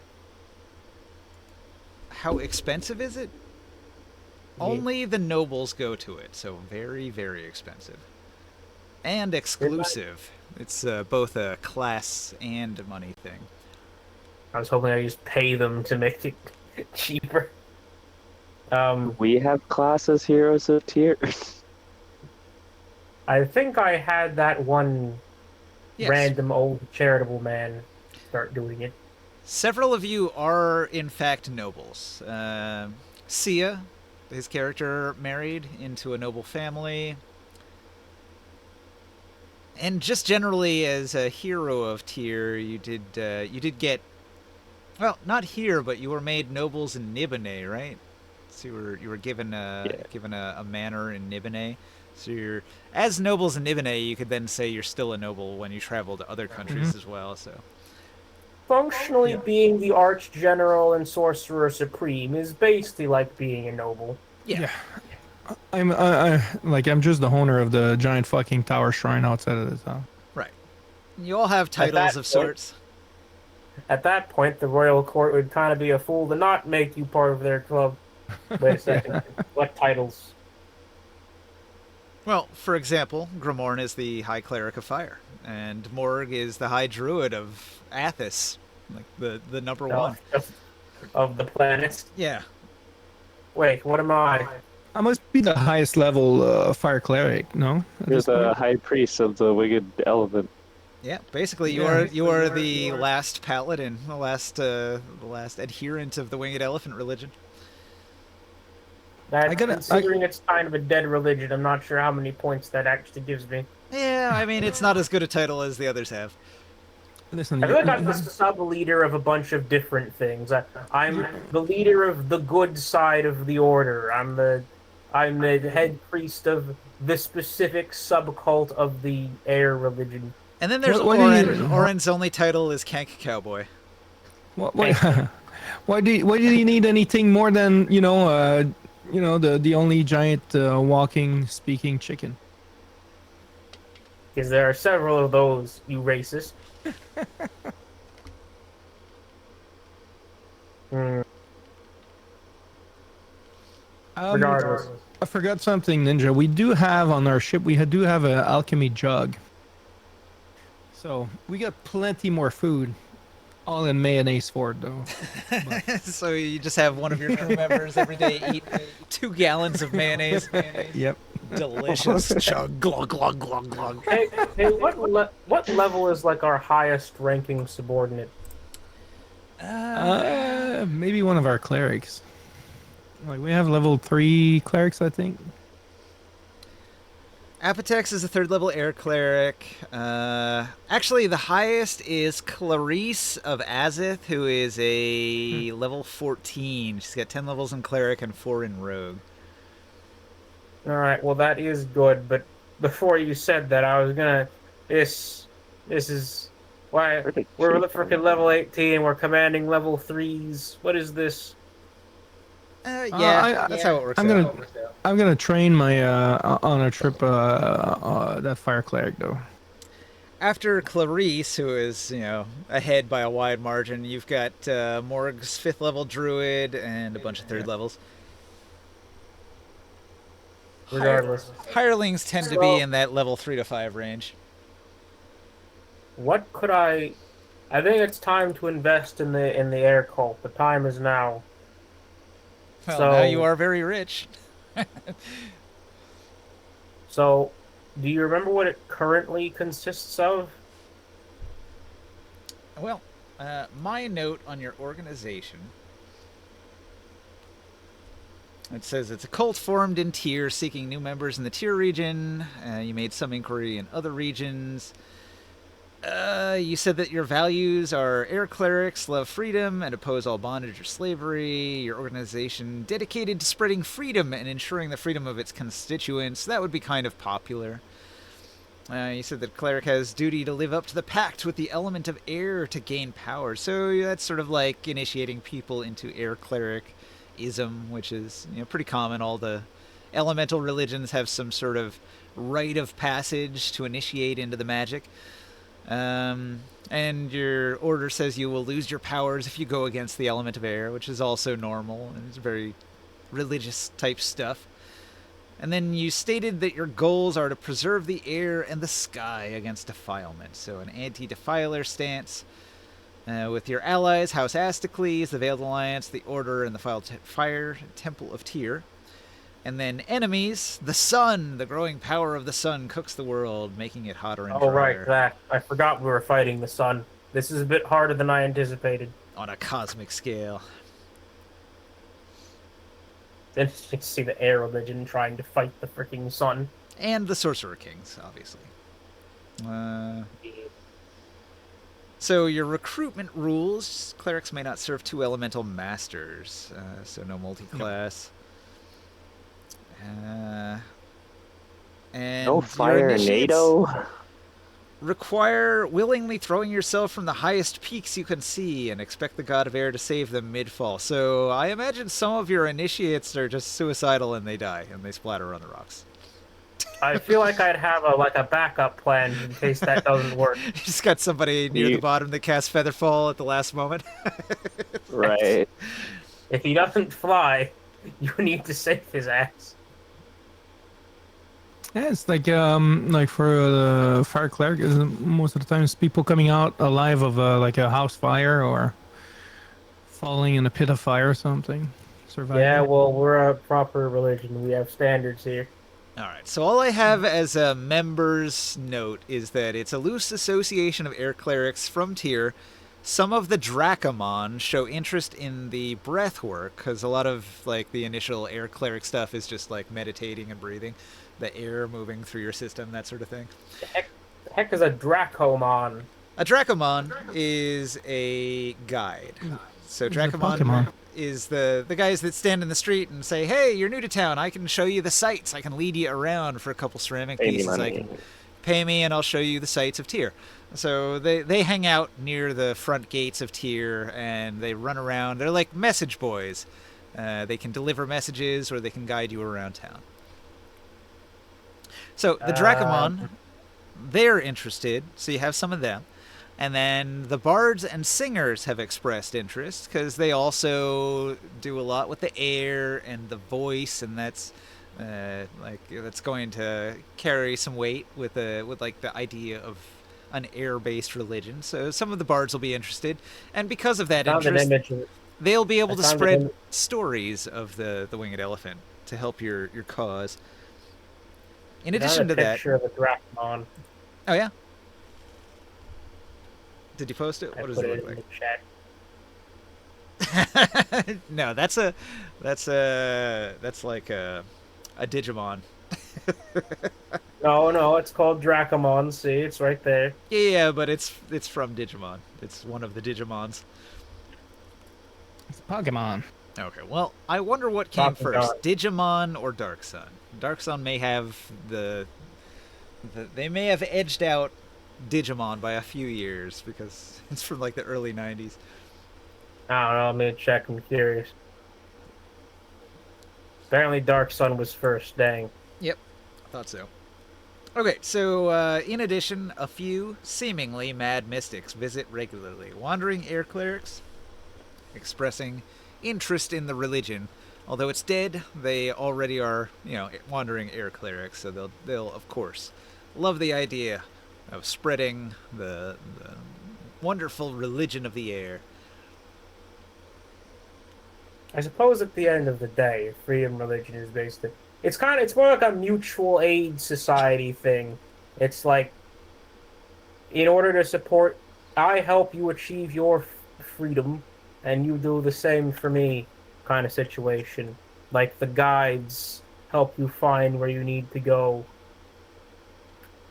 or the bards tell you the story you're wanting to hear and stuff like that. So I don't have specifics on any of these people, but that gives you an idea of who's interested. A loose association of guides, bards, and mad mystics who travel seemingly randomly, coming and going, not sticking around for any length of time. Well, if I'm pumping money into this, I suppose because the looseness of it is part of the appeal. There's not really a fixed hierarchical structure because that wouldn't to any of them But you so are much as it. constructing a temple, and the temple will act as a point of pilgrimage that all of the wind clerics will pass through out of interest. It's more like I have a hand in all the pies. Is that how that expression goes? Kinda. Regardless, it's like I have influence all over the place. I can influence the bards over here and the silentists over here. Everyone likes to be free, etc. So I guess the best way to improve upon this would be to simply create more systems through which they can also, I guess, evade consequence. I don't know. Like the first thought in my head was some kind of, I don't know, zip line or like a series of, well, no, tunnels is underground. I'm Or- just a little hung up on the idea that people eat pie with their bare hands. Use a fork. Come on. Pie? I don't even eat the It's pie like in the a hub. expression. They just start sticking their fingers in there so you don't eat it. Yeah, I don't It's think just that's the so. expression, though. It's not like about sticking your finger in it so people won't want to eat the pie. It's about No, no. What I was tasting the thinking of Jack pies. Horner. He had his thumb in a pie. Yeah, Little yeah, Jack yeah. Horner. No, no, that wasn't stopping Are, me. are we I'm still getting distracted. are we still with Sadira right now? Yeah. I'd like to I'd like to sit down with her and tell her the story of what happened in Rom. All right. Sadira is going to listen patiently to all of the exploits. She's going to have several comments. She's very impressed that you killed Kazakh as he was transforming into a dragon. This is the third Sorcerer King dead under everybody's watch, and she'll be very happy about that. That's progress. But doesn't it worry you, Sadira, though, that we have a little bit of a similar situation in this city with the leader of this town, with all the artifacts that are left behind from what happened in this city? Everything is protected in the vault. The vaults of Tyr are very secure and warded. Are we sure though that there's no leaks or anything coming out? Because if I remember, not so long ago, uh, some of these items were being sold to collectors. Sadira will assure you that she has set personal wards and none of them have been tripped. Nobody's entered the vaults. Do you know what else are in the vaults? No, she hasn't got a specific record of the things. It's basically kept off limits because all of the artifacts. As a wizard, she'll tell you that it's very dangerous to mess with an artifact if you don't know how to use it. If you don't know how to activate it properly, it could have disastrous results. So it's very, very dangerous to interact with any of these things because they don't know any of the potential hazards. Most of the most powerful Sorcerer King artifacts are going to be cursed in one way or another. Just teleported inside. The vault is warded against teleportation. It's got Bugger. dimensional anchors all over the place. All right, I'll just freaking plane shift inside. Nope, dimensional anchors block that too. Dang it! I'll wish myself in. Wish. Dimensional anchor your way out of that. Wish might work. But Oh, they I would guess know. The words would let them know that you were there, and then there would be a hasty reaction. Quick, he's trying to get the books of the gash. Get him.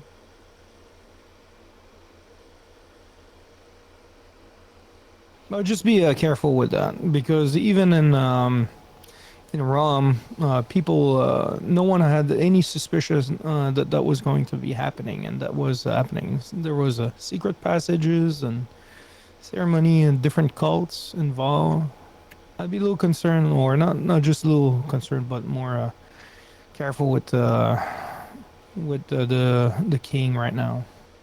You never know. I didn't know that a regular person could transform into a sorcerer king so easily. So easily. It only required the sacrifice of thousands and thousands of people. Yes. Yeah, but we regularly have people show up at the arena games. That's true. Mm-hmm. The conditions There's a lot of people. happen Yeah, often. there's and there could still be some of these items. Any sphere of obsidian must be destroyed if we have any. That's generally how they're collecting all of their souls and transferring it back into them by They should consuming just be it. made into weapons for the obsidian weapons for people. I think I'd rather use them as like a lore. Oh, It's like rumor says an obsidian sphere sits beneath the desert of Ra, and all the necromancers immediately run over there to try to steal it. yeah. The other thing too that you might want to be aware of is that we have interrupted the transfer of slaves from Ram to Draj. And Draj are not going to be able to, might have a lot of difficulty doing their donation to the dragon. While this is good, it will also enrage the Sorcerer Kings, and we should worry that they will retaliate in one way or another. Yes. Probably hurry up and wake up that god.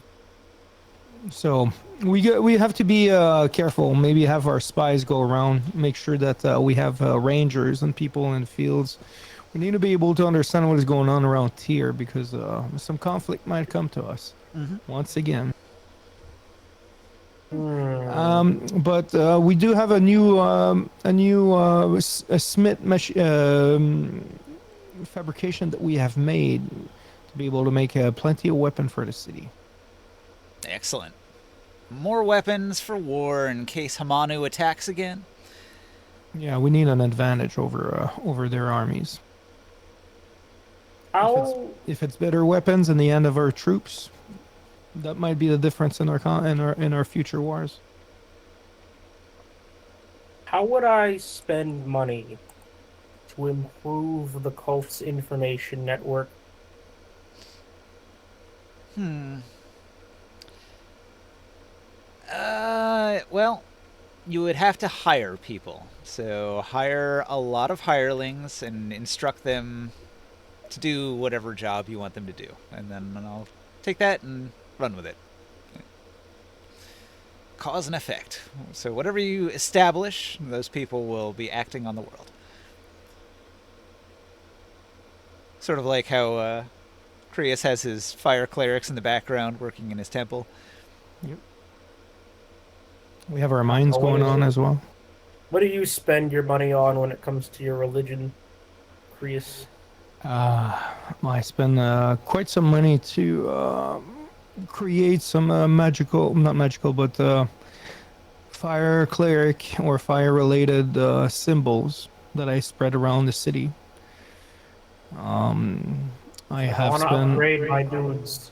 I spend a lot of money as well on pilgrimage. I've given plenty of gold to pilgrims to go around the world and tell their tales, their adventures, and tell to the rest of the world about the shrines that are being built.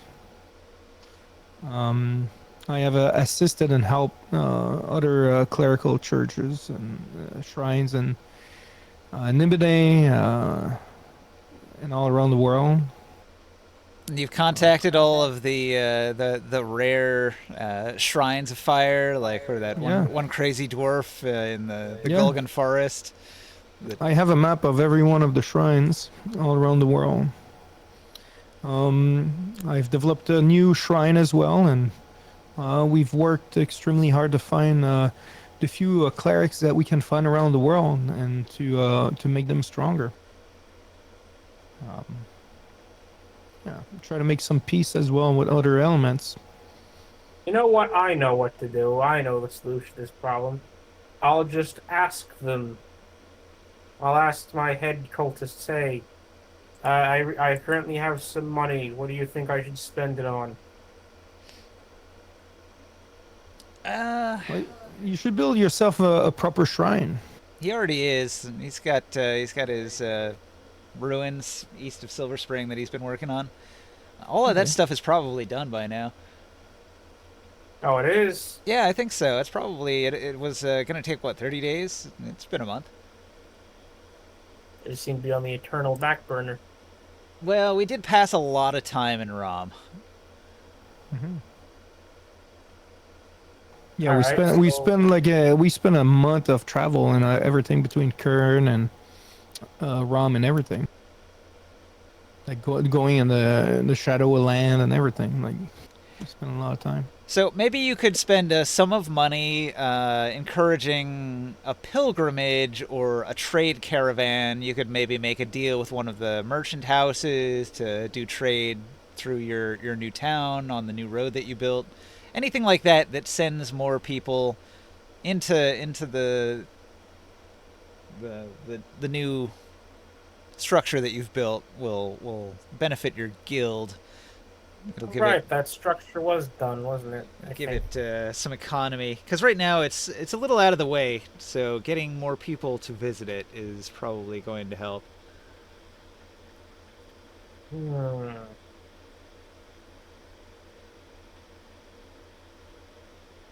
Like, what are the what do the mad mystics want? I mean, they're just travelers. They're pilgrims. They move from place to place. us? What do the bards want? To tell stories. So they could probably be useful. You can tell stories of the winged elephant, and they'll spread those tales around and renew the interest and knowledge of the winged elephant cult. Hmm,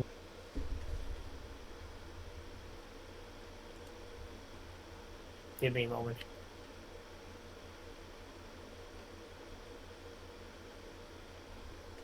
So let's see. It was New Othend. Othend ruins are where you fought the Black Hand bandits and defeated them all. And underneath the ruins, there was the Raig, the last priest of the dead religion.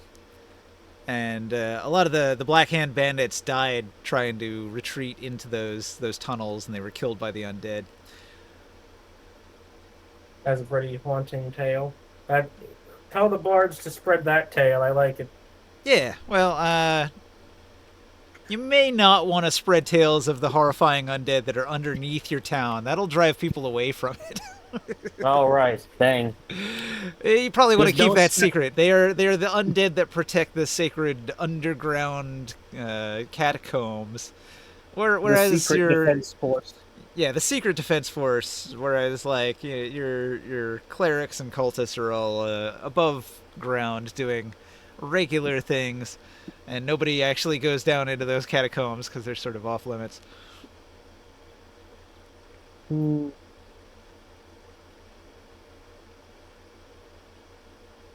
So let's see. It was going to take 400 days to complete. That's actually longer construction time than I was thinking. I'm trying to think if you had 400 days. That would be more than a year. I don't think you started it more than a year ago. So I take it back. It's probably not done yet, but it is significantly deep into construction to where most of the main structure is built. They just haven't put the finished touches on everything yet. Gosh darn it. Not going to be ready in time for God. Well, like I'm saying, it is mostly there. So your people can occupy it while it's under construction. It'll still be a location despite not having the full amenities. Hmm. You added defensive walls, market stalls, an airship dock. Good stuff. And a tavern. I need, I need more. I need more big thinking.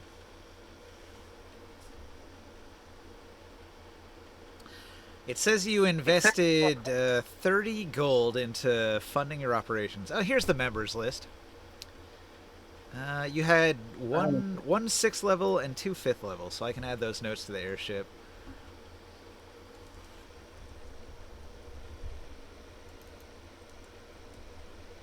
Hmm. Okay, so you have one 6th level priest and 2 5th level priests that are on the airship now.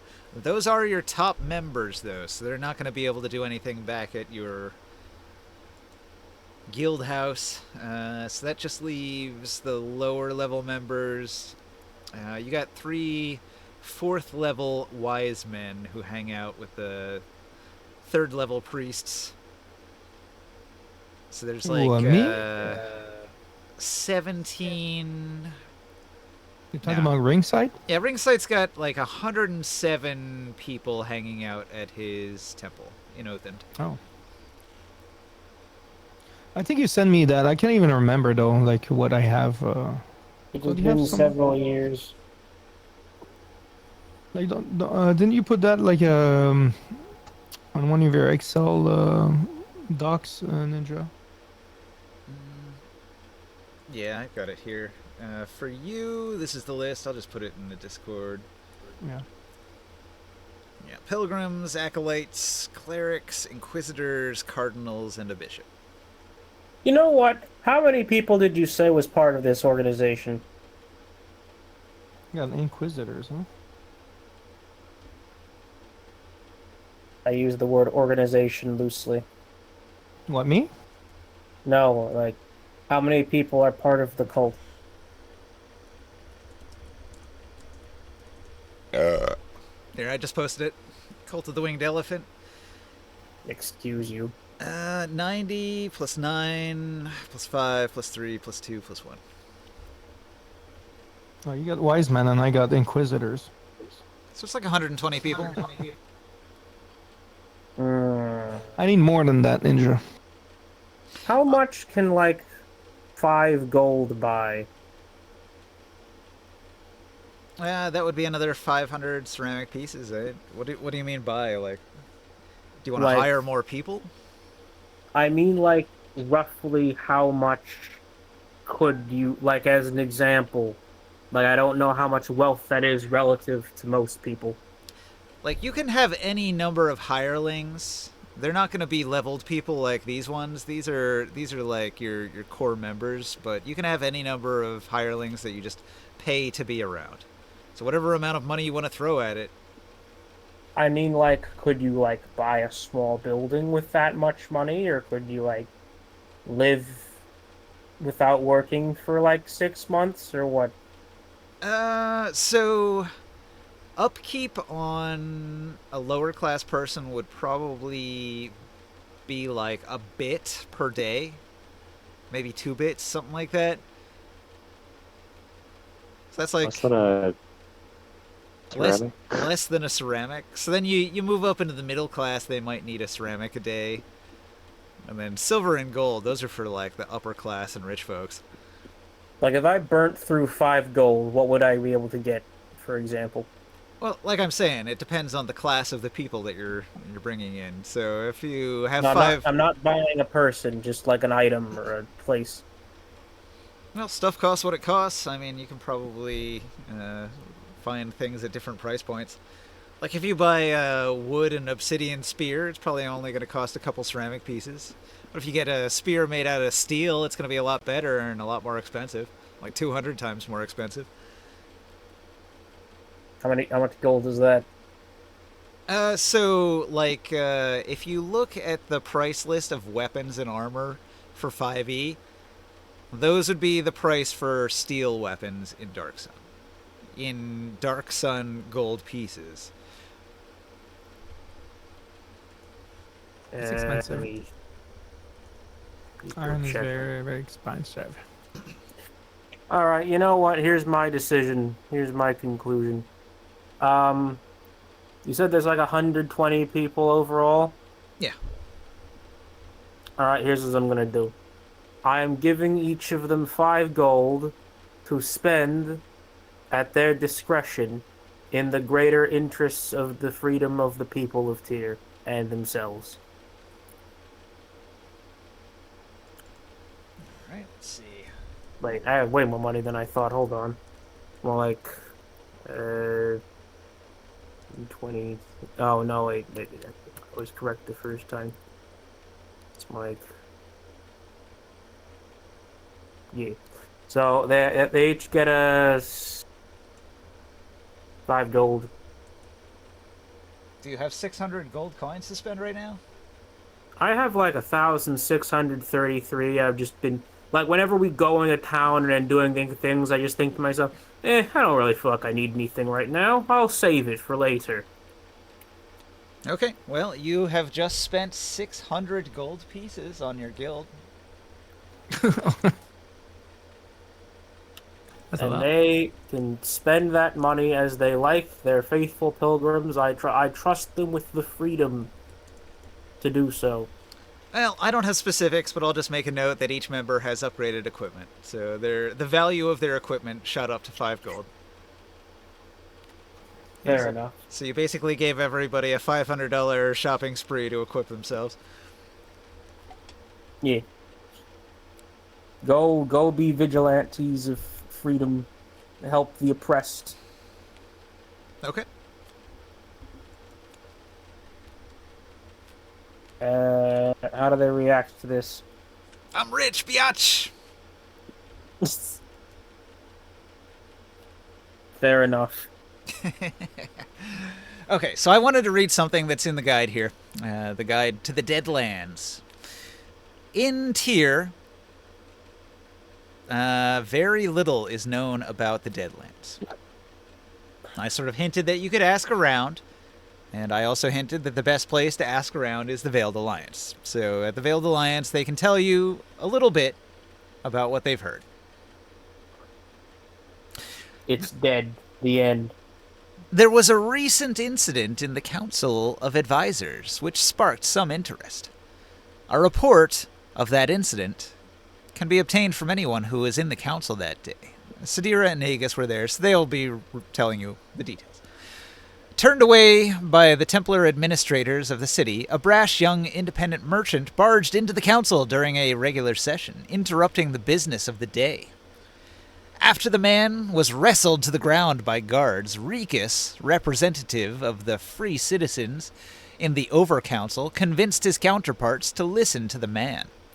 The merchant, a short human named Sedilus, with a full beard and piercing blue eyes, claimed that he had come from a personal expedition to the distant south, where he stumbled across something of great value to his native city of Tyr.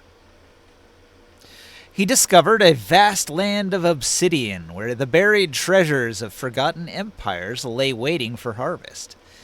What?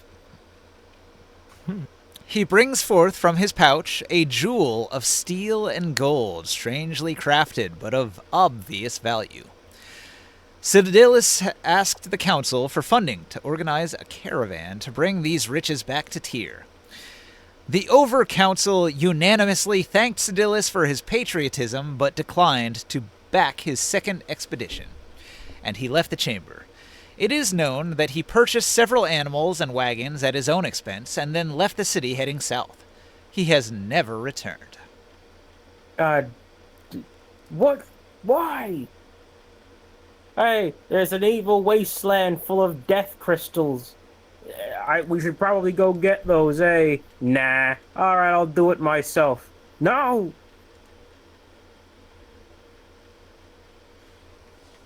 Okay, I need to figure out if this guy's dead or not. I need to... You know what? That's kind of like a story. Can I legend lore his arse? He's very much alive. He's traveling to the south. Okay, we're leaving immediately. Well, hold on. I wasn't done yet. So, that's not the only information that you can gather here in Tyr.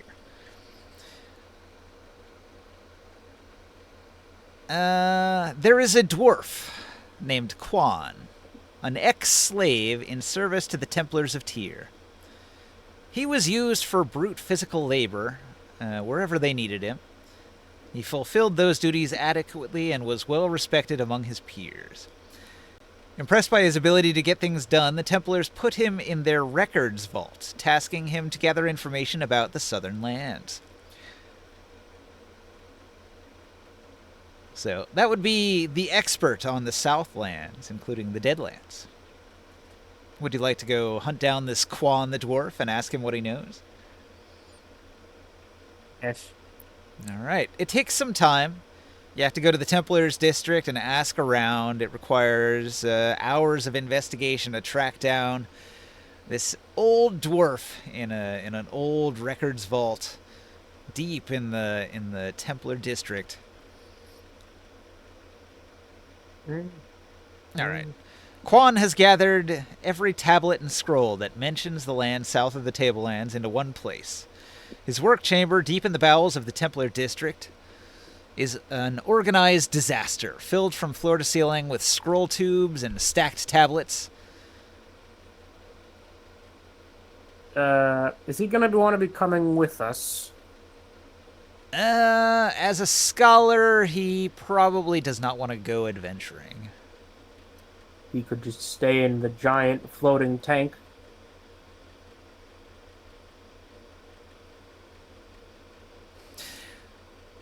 The dwarf has organized and cross-referenced where possible to access various information, but he makes no attempt to interpret the data himself. His task was only to gather the information.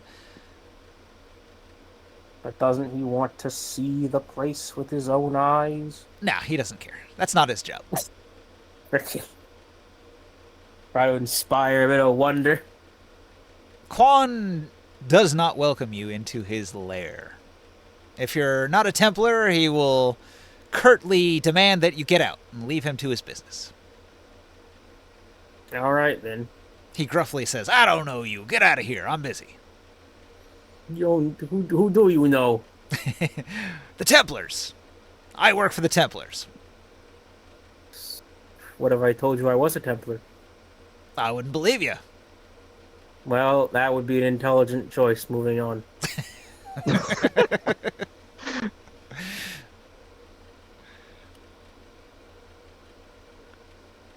So All right, you've let's get out of you've it. hit a dead wall. He probably has information, but he's not going to tell you.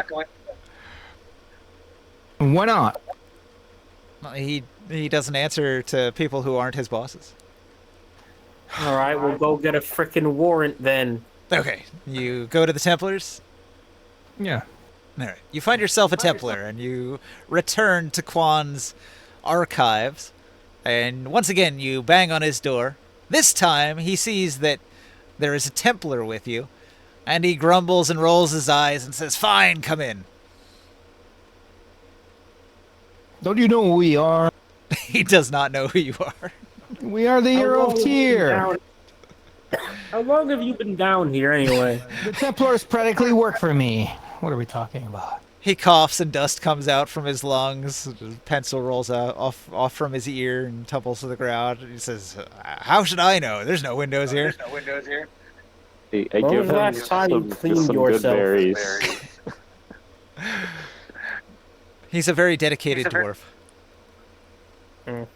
Yeah, well, he's getting. He's about to be a very prestidigitated dwarf. Cleaning this man. Somebody else watched the XP to level 3 video. Please. So please help us I was with our about- questions. All right, so once the Templar is here, he is convinced to spill the beans. So he will pull out his tablets and his scrolls, and he will go over what information he has. Quan's accumulated data on the Deadlands is limited. He has 2 scrolls that mention the region. The first merely mentions the possibility of a series of strange kingdoms populated by undead creatures far to the south. The second is a bit more elaborate, a study by a psionic explorer that includes a crude map. The outline of the Obsidian Plains border is mostly accurate, though they were off on the scale, showing the basin to be only 200 miles across, when it's actually quite a bit larger than that. Their notation on the map says "no life here" and "void." It's a good thing that we're going to be flying over most of it. Wait, repeat that last sentence. What? No life here. Void.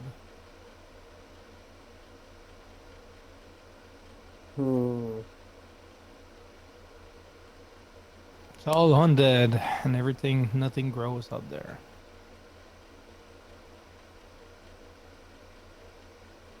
Well, it's a good thing that we are clerics on this on board of our ship. Yeah, that'll come in handy. So are you going to tell the dwarf that you're actually planning to travel to these Deadlands? Yeah, Oh, I thought he was informed of this. yeah, of course we are. He's That's why I invited him to come. He's kind of in disbelief that they actually exist. He doesn't want to come. He says you're crazy and that you'll die.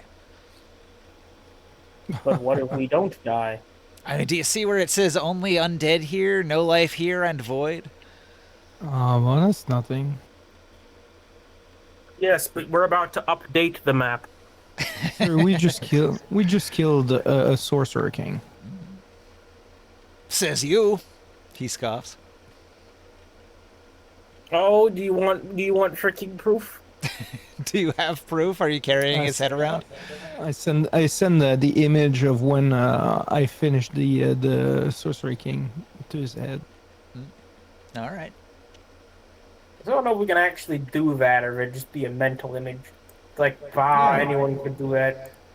No, I have that psionic ability.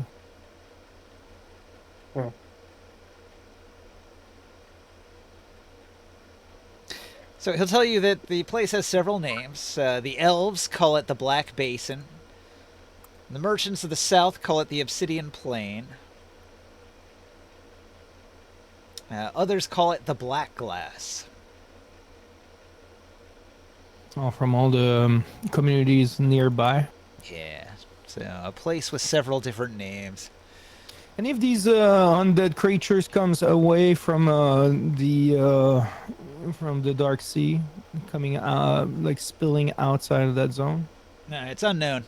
Surrounding the Deadlands is a vast and endless dune zone. There's no life.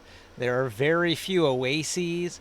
So if there are undead wandering out there, they have never reached the Tablelands. They have either stayed in the Deadlands or only wandered marginally outside of it.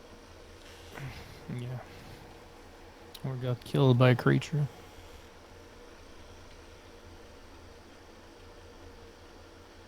No, we know that it's very dangerous, but we are quite equipped for it. If you want to come and take some notes, you're more than welcome. We'll protect you. He has no interest in that. However, he wants you to document everything and then bring all of the notes back with you. Yeah, we can do that. Because that's all he really cares about is collecting detailed information about the place that you're going. What other information do you have? Do you have any name of some of the locations in that area, or? He gave you everything he had, and it wasn't much. Okay. They've got some Anyone names. else in the city? Anyone else in the city might know anything? No, that was it. Okay. That was the full extent of what they know in Tyr. The guide has other information from other locations, but you don't have access to any of that right now. So maybe in we're supposed to stop in Lydiopolis, huh? You can. Maybe they know a little bit more, like some of the southern cities, some that are a little closer to the zone. Selek is a little far though, but they might know a little bit as well.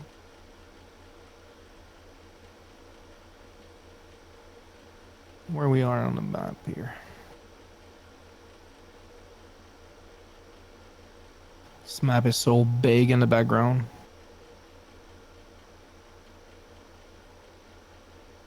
Last drink. That's probably just an oasis.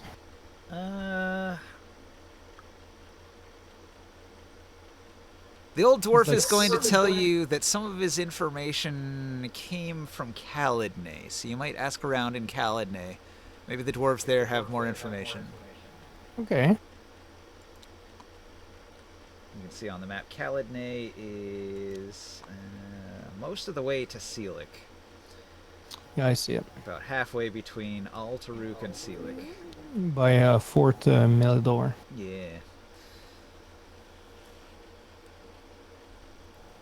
All right. Well, once we're ready, I guess we should leave.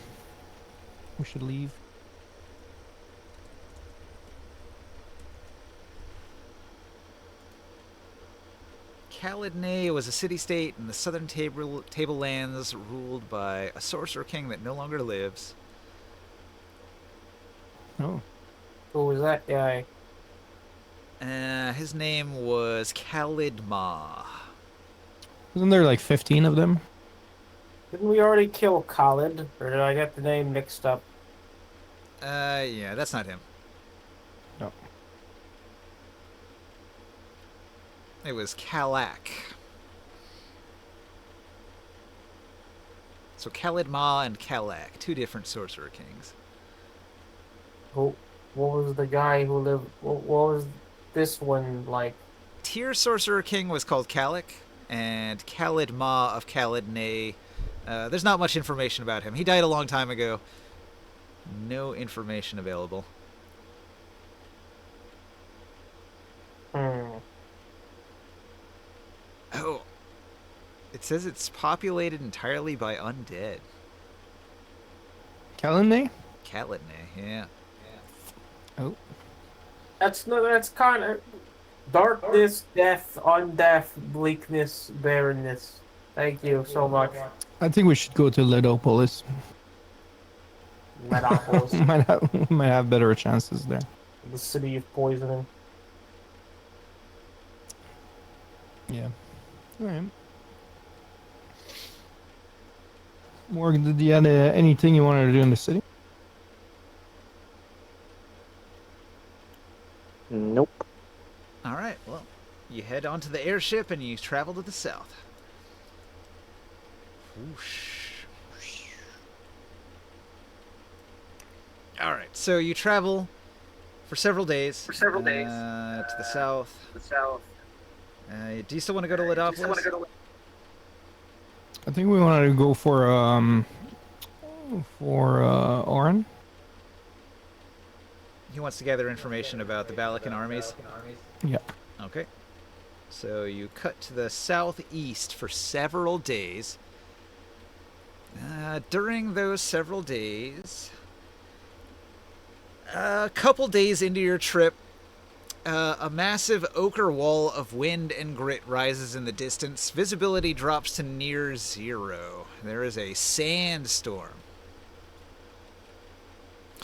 So, More can help with that. yeah, you've got several options. You can use magic to minimize the power of the wind, or you could try to fly over it. If you get enough altitude, you would be above the sandstorm.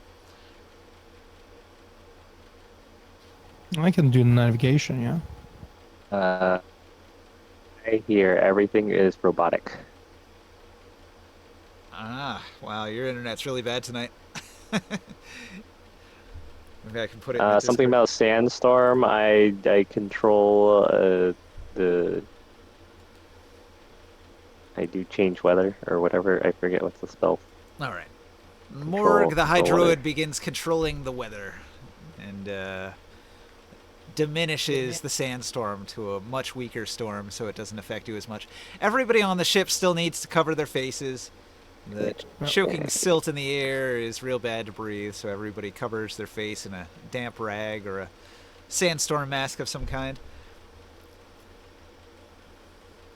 Takes 30 minutes for the new conditions to function. Yeah. The sandstorm was a ways off in the distance, so you slow your ship down and you cast your spells.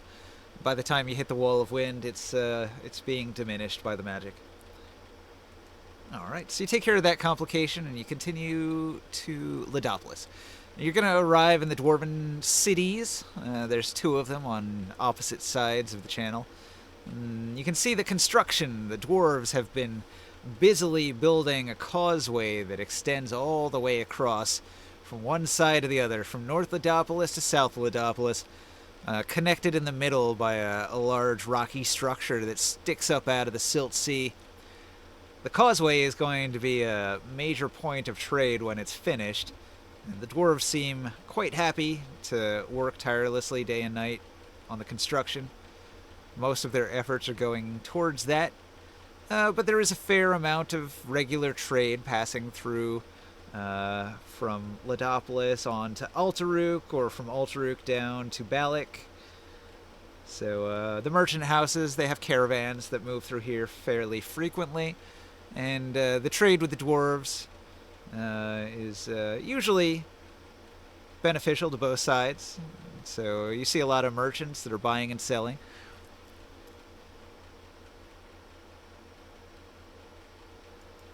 I guess Oren is going to go gather information. I'll do a roll. It's going to be a direct route to Gulg from here. I rolled bad, so I'm just going to use his ability to take a minimum 25.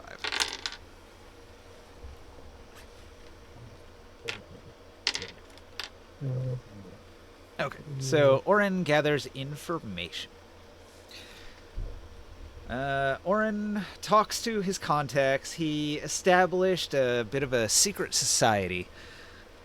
These people, old contacts from his military unit in Altaruk, and spies that he paid to travel to Balak and gather information. And so his people are going to tell him that the troops from Balak have been exploring all over the place, and they've traveled mostly into the south. So Androponus wants to expand his empire, and he wants to take in some of the unoccupied lands to the south that he thinks he can get his hands on. So he might have sent troops to Caladnay, he might have sent troops to Selic, and there's even rumor that he sent an expeditionary force into the Endless Dunes, straight to the south, which is where you're headed. So it's possible that you will encounter a division of Balakan troops and one of their massive Drick siege lizards.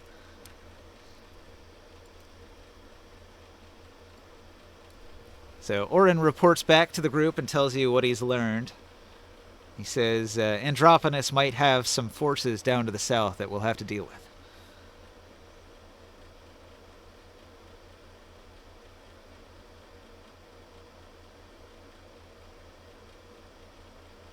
We dealt with Androponus forces before.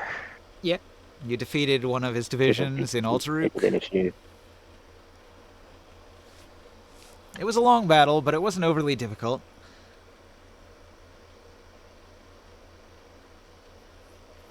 Is it one of their Centurion, or is it a different? Can we even see them? No, you're just hearing about them. So Orin is getting reports from his people, and they've been keeping tabs on the movements of the Balakan forces. They occasionally stop in Ladopolis. They've been patrolling a lot, but they haven't occupied the city.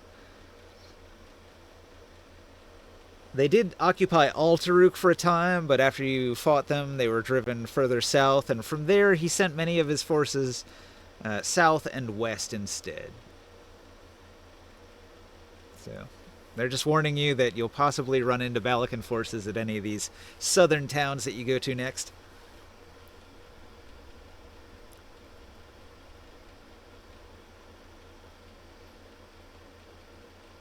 So, Orin is unable to gather any more information in Ladopolis, and you've already done your shopping in Tyr, so you don't need to stock up anymore. Did you want to do anything in Ladopolis? Do you want to buy anything from the dwarves? Do you want to ask any questions of the dwarves? What do you want to do? I think I'm suffering from brain burn. It is getting late. I mean, it's closing in on midnight. Yeah, I have to go. I have a car appointment in the morning anyways. Yeah. We could call it a night there if everybody's a little burned out. Okay. And also, like, Will missed the entire thing, so I'm gonna have to send him some notes. All right. He might have wanted to do some stuff in there, so I'll ask him, and if he has any input, then we can like work out some stuff on the side and retcon it in. Bye. Where do you want to go to next? Do you want to stop in Caladnay? Do you want to continue to Selic, or are you going to head straight for the Endless Dune? We're going to Ladopolis.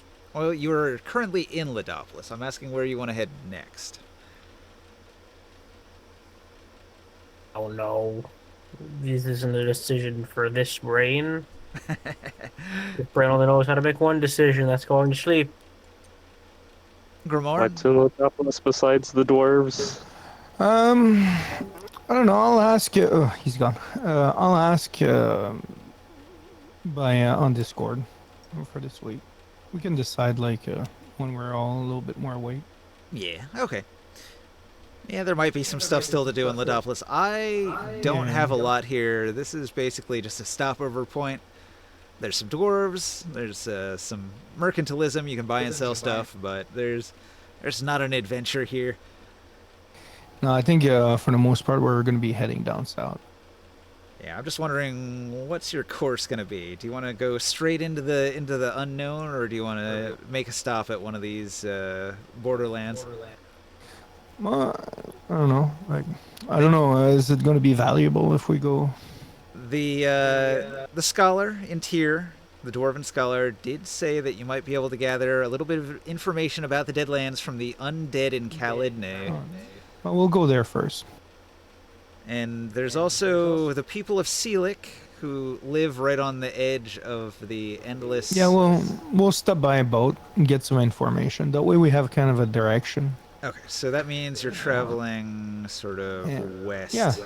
I think some of the things I'd like to know is like I know we're going for the one thing, huh? But if there's other stuff too, like other treasures, other rumors, anything like that might be interesting. Might be able to find some very rare item or something that we can bring back to tier or whatever. Yeah. We'll look at. Well, I think it's worth it because I was looking at the earlier at the map like of the obsidian area, and there's a lot of stuff out there. So, but like exactly where the hell do you go? You know, that we don't really know. Like it's like a continent of its own. You know.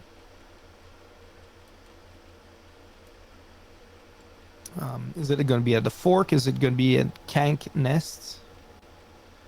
City of 1,000 Dead? I don't know. Are you asking where you should start? Yeah, exactly. Like we probably want to ask. Okay, so specifically, Ringsight was given instructions to travel to the Blue Temple, which is on the western side of the Deadlands. So you can go from Sealik to the south to get there. And then Yeah. that's where the entrance to the Deadlands would be if you were on foot. I know you're on an airship and you don't have to use the land routes, but from a narrative perspective, like the guide thinks you're going to be on foot, and the order of the adventure would start in that western side of the Deadlands where there's a road that descends into the valley. You're flying, so you don't even need to do any of that, but it is a location that you can investigate, which will have some interesting things when you get there. So you may actually want to stop where the road actually descends into the place to check out that location, because it is a point of interest. And then from there, it basically goes from west to east. The City of 1,000 Dead is placed pretty far to the east because that's supposed to be Yep. sort of like the goal, like the end goal of where you want to go. But they expect you to pass through several of the other nations on your way there. Yeah. And each one of them has a completely different thing going on. There are so many factions here. This is like a whole adventure on the scale of Rom or Kern by itself, maybe bigger than those. Okay. Because there are so many factions here. It is ridiculous. I'm having trouble keeping track of it. I'm making like a spreadsheet. There's got to be like 20 factions here. There has to be some interesting treasures though, and stuff down there. So you have no idea. This place has some of the most mind-bogglingly broken things that I've ever seen in D&D. Nice. Well, that's what we're going for. We got to kill Sorcerer Kings after all. There are a couple artifacts here so powerful that it's like it's game-breaking. It is world-breaking. So it should be very entertaining when you uncover the dark secrets of the Deadlands. Awesome. All right, so I'm going to end the stream there. Thanks for watching out in Twitch land. Good night.